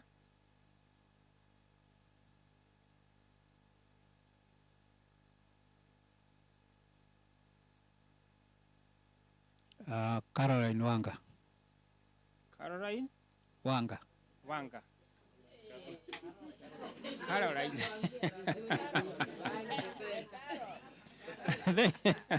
Thank you, members.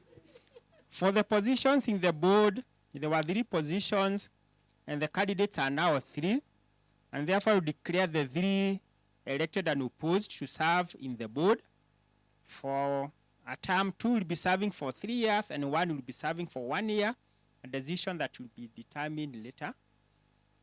So with that, I have declared the 3 elected and opposed for the positions in the board. Let's go to the supervisory committee, where we have 1 Jacqueline Wawera Wawero. Let's get a proposer and a seconder for Jacqueline.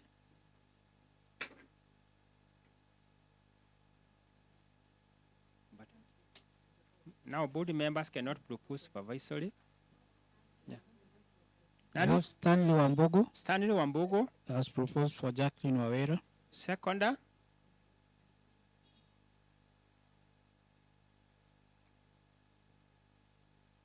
Yeah, supervisory can propose and second their own, but board cannot propose.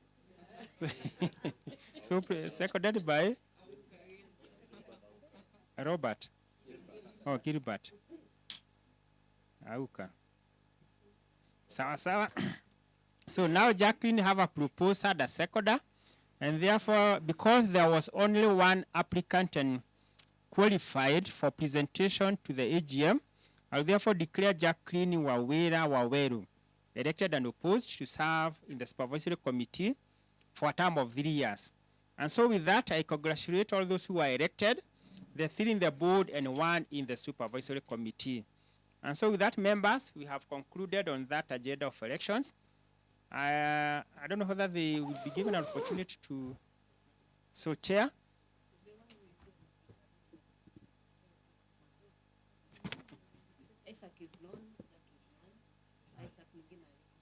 So, okay, sawa. So we can have Jonah. Thank you very much, Cooperative Officer. The chief guest, chairperson of the society, fellow directors, invited guests, and members, good afternoon. I'm deeply honored today for this position to serve the members. I would like to say that we shall work as a team with the other fellow directors and take this society to another level, a higher level for that matter, and to grow wealth for the members. Thank you very much for the opportunity. Thank you. You are talking of certificates. Okay. So thank you, and back to the chair.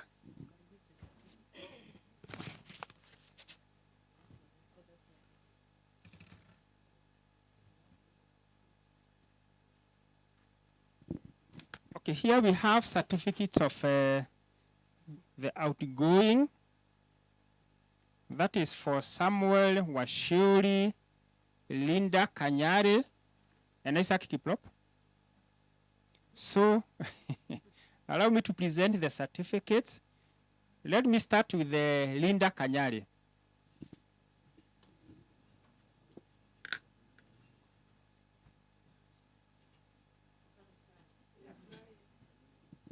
Congratulations for having served this society for the years that you have served. And I still believe you will be a good ambassador outside there and still a member. Thank you.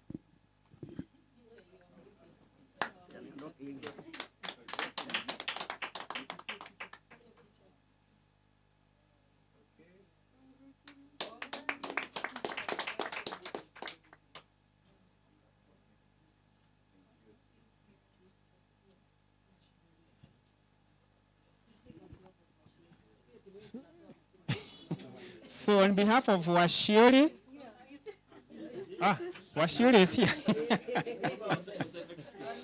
So thank you, Washiori, for serving in the board of UIC for the years since inception of this society. So congratulations for serving, and I wish you all the best as you continue being a good ambassador for this society.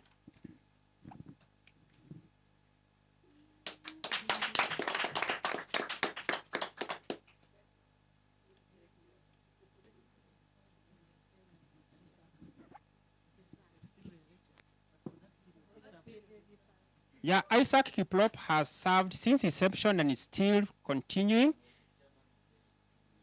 as a chair for 10 years, but now still as a board member to continue at least assisting those who are still there. So congratulations, Isaac, and continue leading this society as a board member.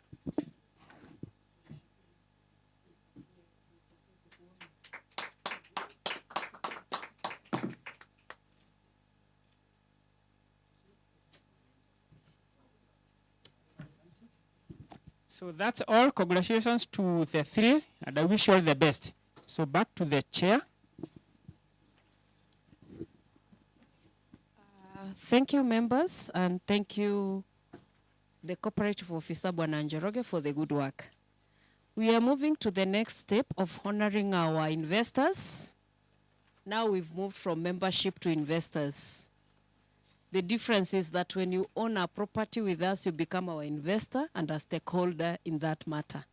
So we mentioned that we have our certificate of lease for Kimalat that is out, and some of our investors are here to receive their certificates. So I'll just request them to come forward and receive their certificates as they'll be presented by our chief guests. So the first one to be given is certificate, who has 2 title deeds, is none other than our brother, Evans Metobo. Siku mbili. Atapokea ya kwanza, na apokea ya pili, na ya tatu kama iko. Hebu mupigie makofi. This is how it feels when you are owning your property. Pole pole tu. Yes. Smile, eh? This is an achievement. That is number 1 and then number 2.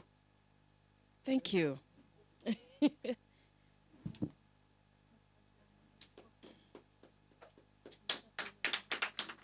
Thank you. Thank you. And then, Evans, you can get where you can sign as you are done.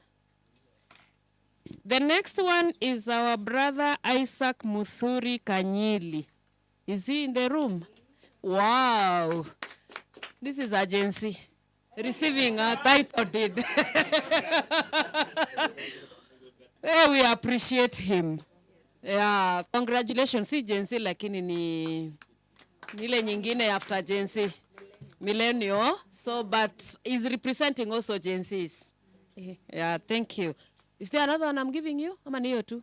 Then we have David Sobera Ontita. Hey, my other brother. Yes. Congratulations. Nisaidie kuwapa bahasha tafadhali. Congratulations, my brother. Still you have investments. You can also be a member of UIC and start eating from within. Thank you. Karibu sana, congratulations. The next one is Dennis Oruoba Nyamichaba. That's another brother of mine. I don't know whether he has 2 or 3. Nyamichaba? Oh, I've been longing to see your face. And today I see it. I think you are going for 3. Ah, come in. Wow. Come. This is, thank you. It's a serious family. And going for others. Aliniambia anataka 3. Yeah. Oh, thank you. Clap for them. Thank you. Thank you so much. Beautiful. Congratulations. Hiyo ndio naeka, hiyo ni yako. The envelope. Yeah, weke signature. The file, yes, you can sign. The next one is Mercy Musili Musau. Wow. I'm happy for you, my sister. Wow. Hey, hiyo ni mali yetu. Utanikatia kidogo. Thank you. Thank you, my sister Mercy. You can sign for it. Confirm. The next is Elizabeth Juma Ochieng. Wow, that's a Gen Z. For sure, that is one. Thank you. Karibu. Umeanza vizuri. Keep on. Congratulations. Oh, you there too? Oh, Elizabeth. Pokea hiyo na upokee nyingine. Can you clap for this one? Agency having 2.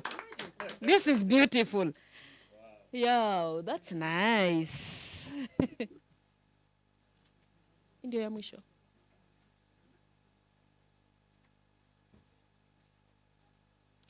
And then the other one is Elise Ochieng Perez Akoth, another agency. Wey, mutafundishwa. Wazee wako wapi? Congratulations. And this is a proper agency. And she is a elder sister. So this family has claimed 3 titles. Take a photo together.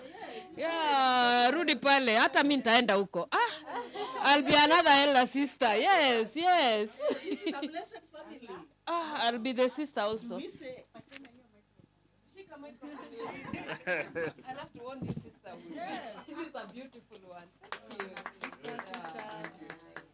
Congratulations. Come for more. Yeah. Tutasainia tu hapa. Anyone who has come for the titles list? I think we are done. The rest will pick them. So maybe I can. Those who are not able to pick their certificates today, they are still in the office. Please come for them.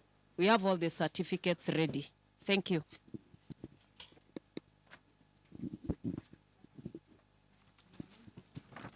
Yeah, thank you, Chair. Thank you, our chief guest, for that session. I think it has gone on well. A round of applause for our chief guests and corporate officer for that session. We now have the launching of the website ERP system. I'll hand over to NHS for that presentation.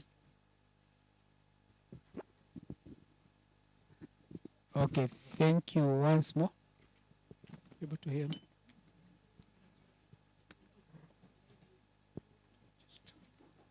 Someone can confirm you're able to hear me?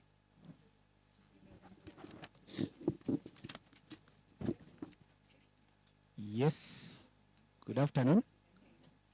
It's already afternoon, eh? So thank you once more, and good afternoon. I think the last time we were with you in the morning. So we want to just do a launch of our system. Remember when we had our last AGM in 2025, we indicated we want to have an ERP system, which is coming with other modules. So I'll just be sharing my screen. I'll just take around 5 to 10 minutes, just take you through what you have. So just a minute.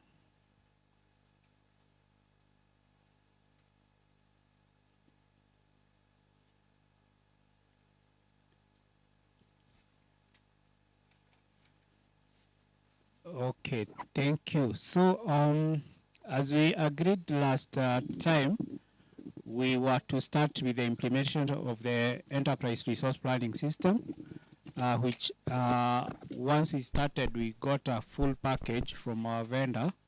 So we have the ERP system, which is Microsoft Dynamics Business Central.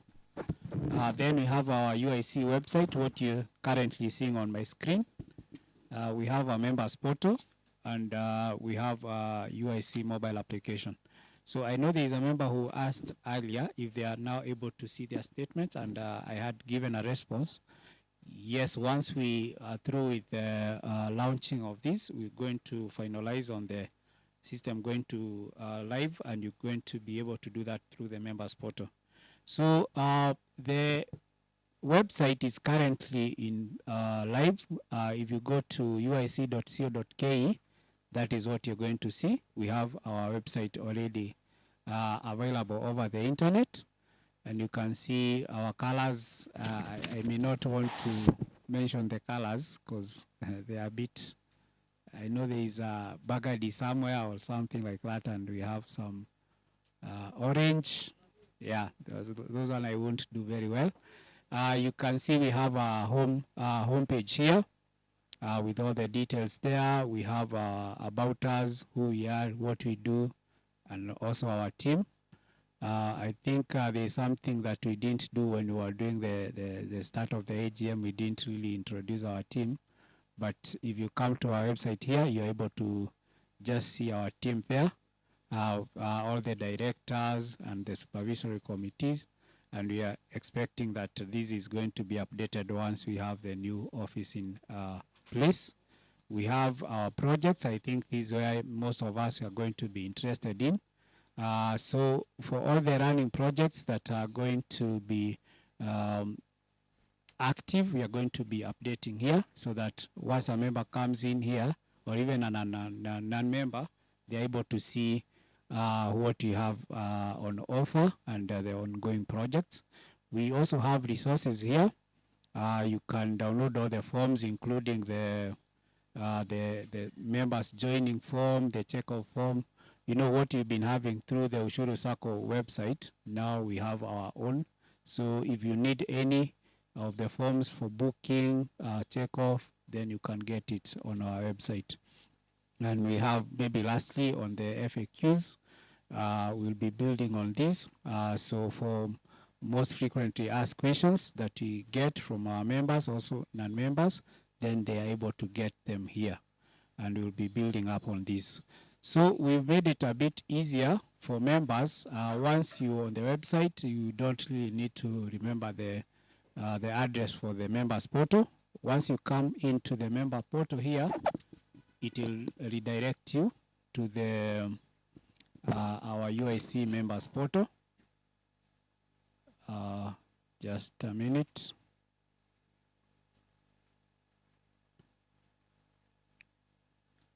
So it's going to give you the homepage for the members portal so that you're able to log in.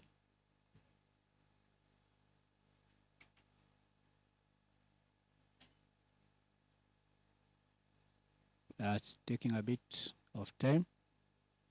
So at least you can see we have a system that is running.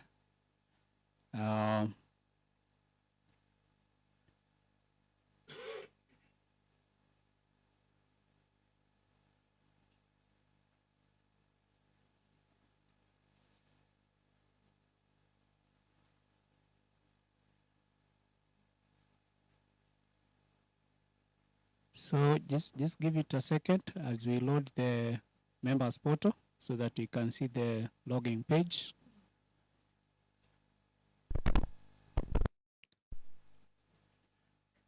Maybe as this loads, because we also have a mobile application, I can just be showcasing the mobile portal as we check on the members portal where it's not loading. So in last only the same, we have a mobile application which is going to be available for all the all the members.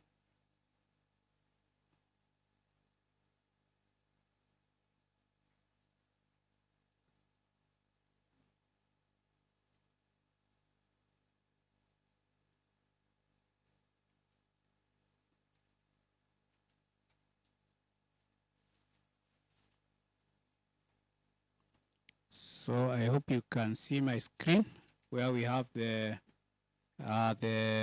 mobile application. So for this mobile application,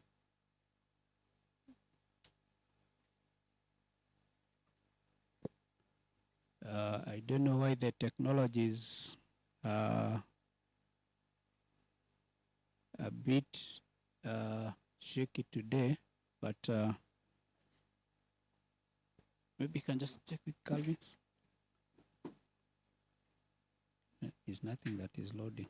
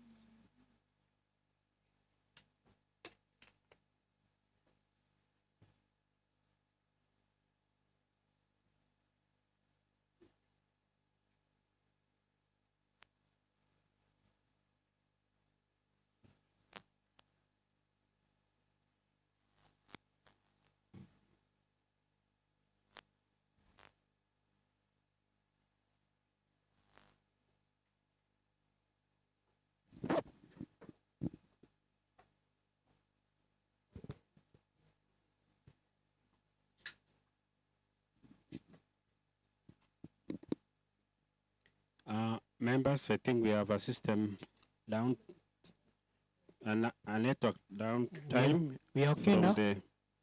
It's now So, okay. Thank you. It's back again. Sorry for that. Sorry for the inconvenience. We are back again for the presentation. Proceed, Director. Okay, thank you. Thank you, and sorry for that. So I think I've already shown you the our website with all the resources that we have here. We are now at the stage of accessing the members portal. So once you come to the members portal, you'll get this landing page for the UIC member portal. And you can use your member number or your national ID number to log in. So I'll just use my member number for the member I've created and the password. Then I'm going to log into the portal. It's going to request me for an OTP, because remember, all the systems are currently having what we have, multi-factor authentication. So I've received my OTP. I can enter the OTP here. Remember, this it's only you, so even if I'm showing it, it's only coming to your phone, so no one else is able to see that. And that's where we have the portal. So for the portal, we have just the general dashboard, whereby you're able to see your main details. You can see your total deposits. You can see your share capital. If you have any plot, you can see your running balance there. And you're able to see also your member number. Under the dashboard, you have, again, the quick links, the payments that you've done so far for share capital, deposit contribution. That is what you can access. If you go to your profile, you're able to see your details in terms of the member number, and also you're able to see your next of kin, the people you have nominated under the next of kin, and also the beneficiaries. So I think these are the details that we also, as we launch the system, we're going to have a chance of just allowing members to update their data from what we have in the manual documents. You can also access various reports. Again, as the member was asking about seeing their statement, we're going to have the various reports. You can see you have a member statement. It's a comprehensive one for your share deposits, your plot balances, and share capital. Every contribution that you're making to UIC, you're going to have it under the comprehensive member statement. You have the large transaction report. We have the deposits report. We have member account history. So remember, again, when you're making any payment, you put the account and you indicate where it's going to. We have the share capital statement. So you're going to be seeing all these under the members portal. And this detail, again, they are going to be updating our back-end system, which is the ERP system I talked about, the Microsoft Dynamics. So once you make any update on the members portal, all the details are going to go to the back-end, which our secretariat are going to be monitoring. And if you have any issue with any data you're seeing on the front, because this is what we call the front end, you can get in touch with the secretariat and they are able to update the same. So after the after the members portal, we're going to have now the mobile application, again available to all our members. You can just give me a minute. I switch now to the mobile application.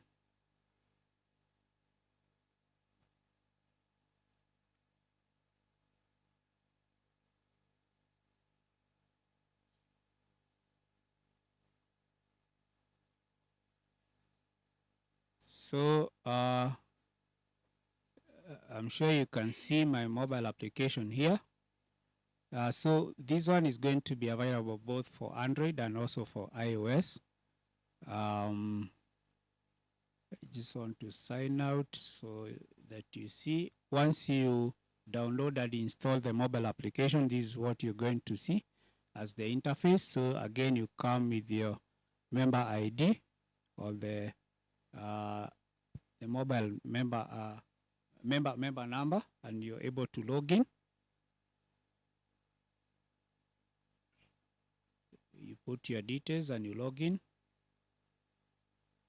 Sorry, I think I put the wrong.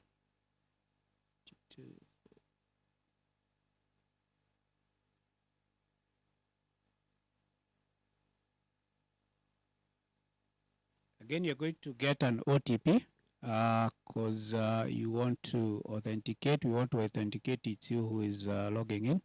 But I think you've seen for OTP, because it's coming to your phone, it's able to auto-pick. Once you log in, these are the menus that you see. You can see the available plots. You can see, you can make payments. You can see the plots that you booked. You can see all the projects, you can see your accounts, and you can also view different reports, just like what you had in the members portal. You're able to see your member statement, your large transaction, deposits report. Again, if you want to make any payment, you can come to payments, and you're able to do that through an STK push. You just enter the amount that you want to pay. If I want to pay 28,000, then I can say, I just put the number. We have allowed you to put the number because you could be using a different number from what we have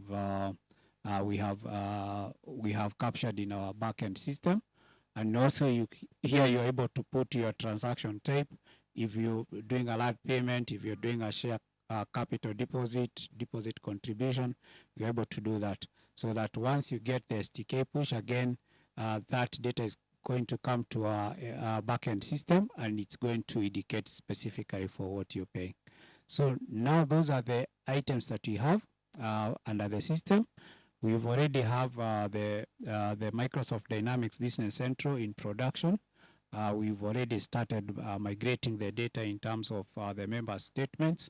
And once everything is in place, we are going to be doing an education. I think one of the issues that the supervisory committee noted was that we didn't have an education last year.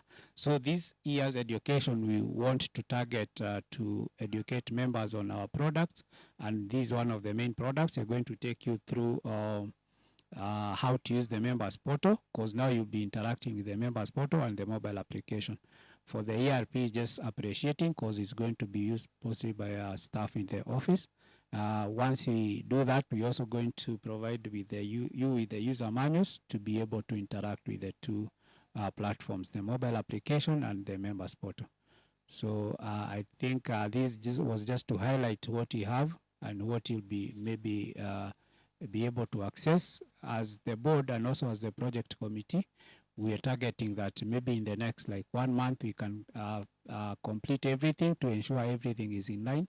And then after that, we just do the education, provide the user manuals, and enable our members to use this platform that you've created. Thank you, and sorry for the hitch that we had earlier. I appreciate you all, and I hope we're going to have a better interactions once we have these platforms in place. Asanteni sana. Round of applause. Thank you, members. And now we welcome our chief guests, Madam Aremo, to do the launch of the same. Thank you, Karibu, Madam. And says a word. Have you said it? Huh? I'll do it from here. Okay, thank you very much, Chair, even for the successful meeting that we have had. Members online, we appreciate you for the resilience you have had up to this moment. We congratulate you for the grand launch of Ushirika Investment Corporate Ushuru Investment Cooperative Society Limited system. This system should be able to make you grow as a society. Congratulations. Thank you very much.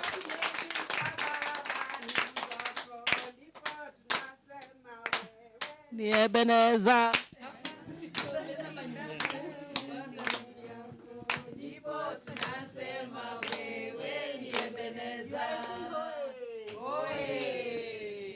Thank you, Madam Aremo, and thank you, members. Let's just embrace this system. It will take UIC far. Thank you, members. Thank you, and National Secretary, for taking us through this launch.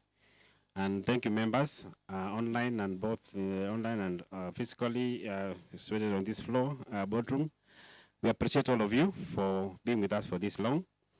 We now move to any other business. And any other business for me is to give a small gift to our visitors. We'll start with Jacqueline. Shake hands with Mr. Njoroge. Come over. Hand over the gift to Mr. Njoroge. Just here.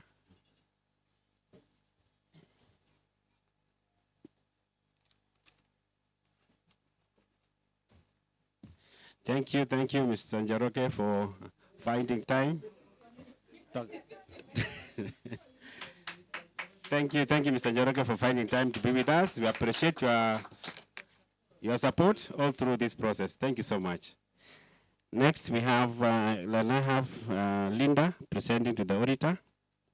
Linda.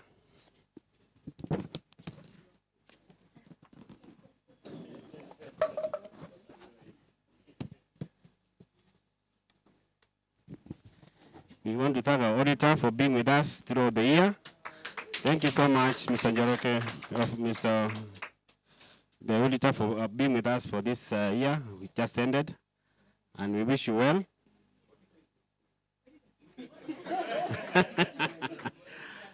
Thank you so much. Thank you so much. Asante. Thank you for coming. Yeah. Please, there'll be lunch, so don't leave us alone here. Please, thank you.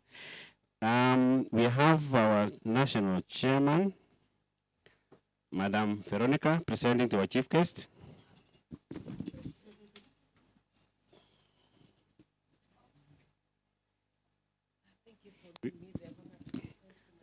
We want to thank our chief guest for finding time to be with us. Thank you, our chief guest, for having time to be with us Saturday. I know you would have had many other activities you would have attended to, but you found time to be with us. We appreciate you so much. Thank you so much. A round of applause, members. Thank you so much. Thank you so much. Asante sana. Thank you. Thank you so much for that session. We now move to vote of thanks, and I welcome Isaac Kiprop to do that. Thank you, MC. All protocols observed. This afternoon, it is an honor for me as the oldest serving member in this business, and of course to thank my, I think, classmate, who is now the director of cooperative Nairobi County. We've been together in the cooperative world for a long time, I think for dating back to over 30-something years. And I think we have seen our institutions grow, that is UIC from inception. I was the chair for 10 years, and then I had an opportunity to hand over to a new team, and of course remain as a caretaker director, so that at least we do many of these activities. So, Director Aremo, I want to really honor your presence here, for taking time to come and be with us and talk to our members, our diaspora members, our online members, and of course those who are physically here. I thank you all, for it was an honor for us to have this occasion on 6th. We also had the same, was it last year, 6th? 7th. We intend to improve on the time so that we do it by 30th of April. But above all, we want to thank the Almighty God for giving each one of us an opportunity to be present here and see what we have done. She said that investment activity is not easy. Actually, that I can attest, because I've been the chairman of the SACCO for the last 12 years. The SACCO has structures. Investment, you have to work. So we were really happy to hear from her and the rest of the members to understand what it takes for us to sell properties, invest wisely, and take care of your funds. You are good investors. Those who have balances, please take advantage and clear your balances so that we can all grow together and make Ushuru Investment Cooperative strong. We also want to thank Bananjoroge, who has stayed with us for quite a long time. He's guiding us. We are under his Dagoretti sub-county. Yes, so we, both the SACCO and UIC, we are under its socket, and he has really given us wise advice where we need them. We also want to thank, as I said, our members, those who are online, those who are present. And also to the other area we want to touch on is those facilitators who have been around. That is the Ushuru Sacco. We have the IT person, Bana Mutuli is the one facilitating on here. And I think he was even there even last year. So he's really been with us and assisting to make sure that UIC does its function fully.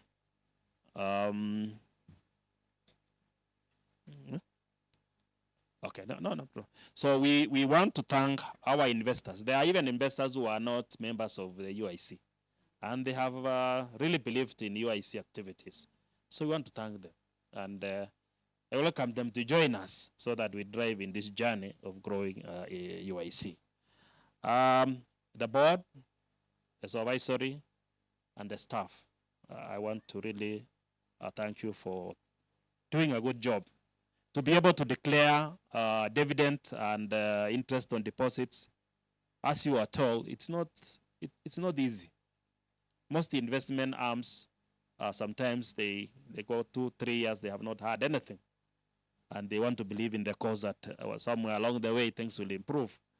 So we really are happy that at least the team that are here have been able to steer the process. We have restructured our UIC. Initially used to have 1 staff, now we have 2. And I think we are growing as the investment grow. With you believing in us, we will be able to grow. Those who are facilitating the process, that is the team with the cameras, we really want to thank you very much for supporting us. Even last year, I'm sure it's the same team. They have really given us a good taste of what they have. The rest is to thank those who have served us in terms of any refreshments that we have had. I believe we may even have more as for those who are around here as we close the session. Above all, I want to thank you and wish you well as for those who are traveling from here and those who are at home, or wherever you are doing, you are online in terms of getting how the activities have happened. We really appreciate your presence and your participating actively. You really participated well, and I think we are hoping that the year 2026 will be a good year in our investment activities. Our investors, all of you, thank you very much and wish you well. Thank you, Chairman Ushuru Sacco and our director for those vote of thanks messages. We now come to the end of this event. I now welcome Florence to close us with a word of prayer, and then we proceed for lunch thereafter. Thank you. Thank you, team. Let us bow our heads and pray. Our dear Heavenly Father, in the name of Jesus, we come before thee this afternoon, O Jehovah, with thanksgiving in our hearts, O Jehovah King. We want to thank you, O Jehovah King, for the way you have taken care of us since morning, O Jehovah King. All the activities that you have done, O Jehovah King, they have come well, O Jehovah King. Thank you, Lord, even for our chief guest, our director, Madam Aremo, O Jehovah King, even for our other guests, O Jehovah King, Mr. Njoroge, even for our auditor, Mr. Samuel, O Jehovah King. We want you, Father, remember them, O Jehovah King. Father, meet with the desires of your hearts, O Jehovah King. We want to thank you, O Jehovah King. Cover them in thy precious blood, O Jehovah King. We want to thank you even for our teams, O Jehovah King, for our directors, O Jehovah King. May you be with us, may you bless us, O Jehovah King. We remember, O Jehovah King, even our members who are online, O Jehovah King. May you be with us, O Jehovah King. Even those who are here, O Jehovah King, being represented here, O Jehovah King. Bless us all, O Jehovah King. Father, thank you, Jehovah, because, Lord, we have started a new step, O Jehovah King, in UIC, O Jehovah King. And I hope that, Jehovah, you are going to provide for us for the finances, O Jehovah King, so that we can able to buy plots, we can be able to grow as UIC, O Jehovah King. Thank you, Lord. It has come another time, O Jehovah King, for us to part, O Jehovah King. Father, bless us, O Jehovah King, as we go home, O Jehovah King, cover us with thy precious blood. As we reach, O Jehovah King, we shall remember to give thanks. And it is in Jesus' name that we do pray and believe. Thank you, and kwaheri.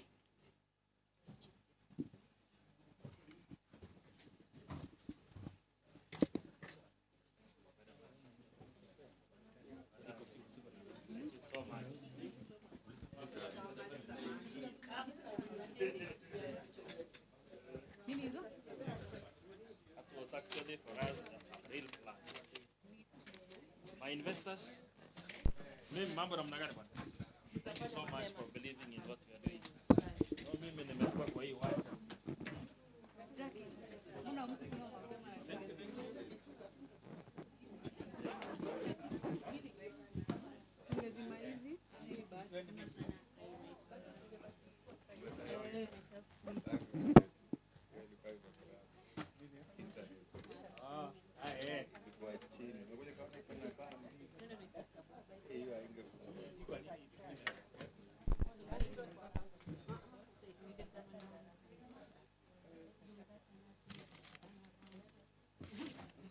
Next time.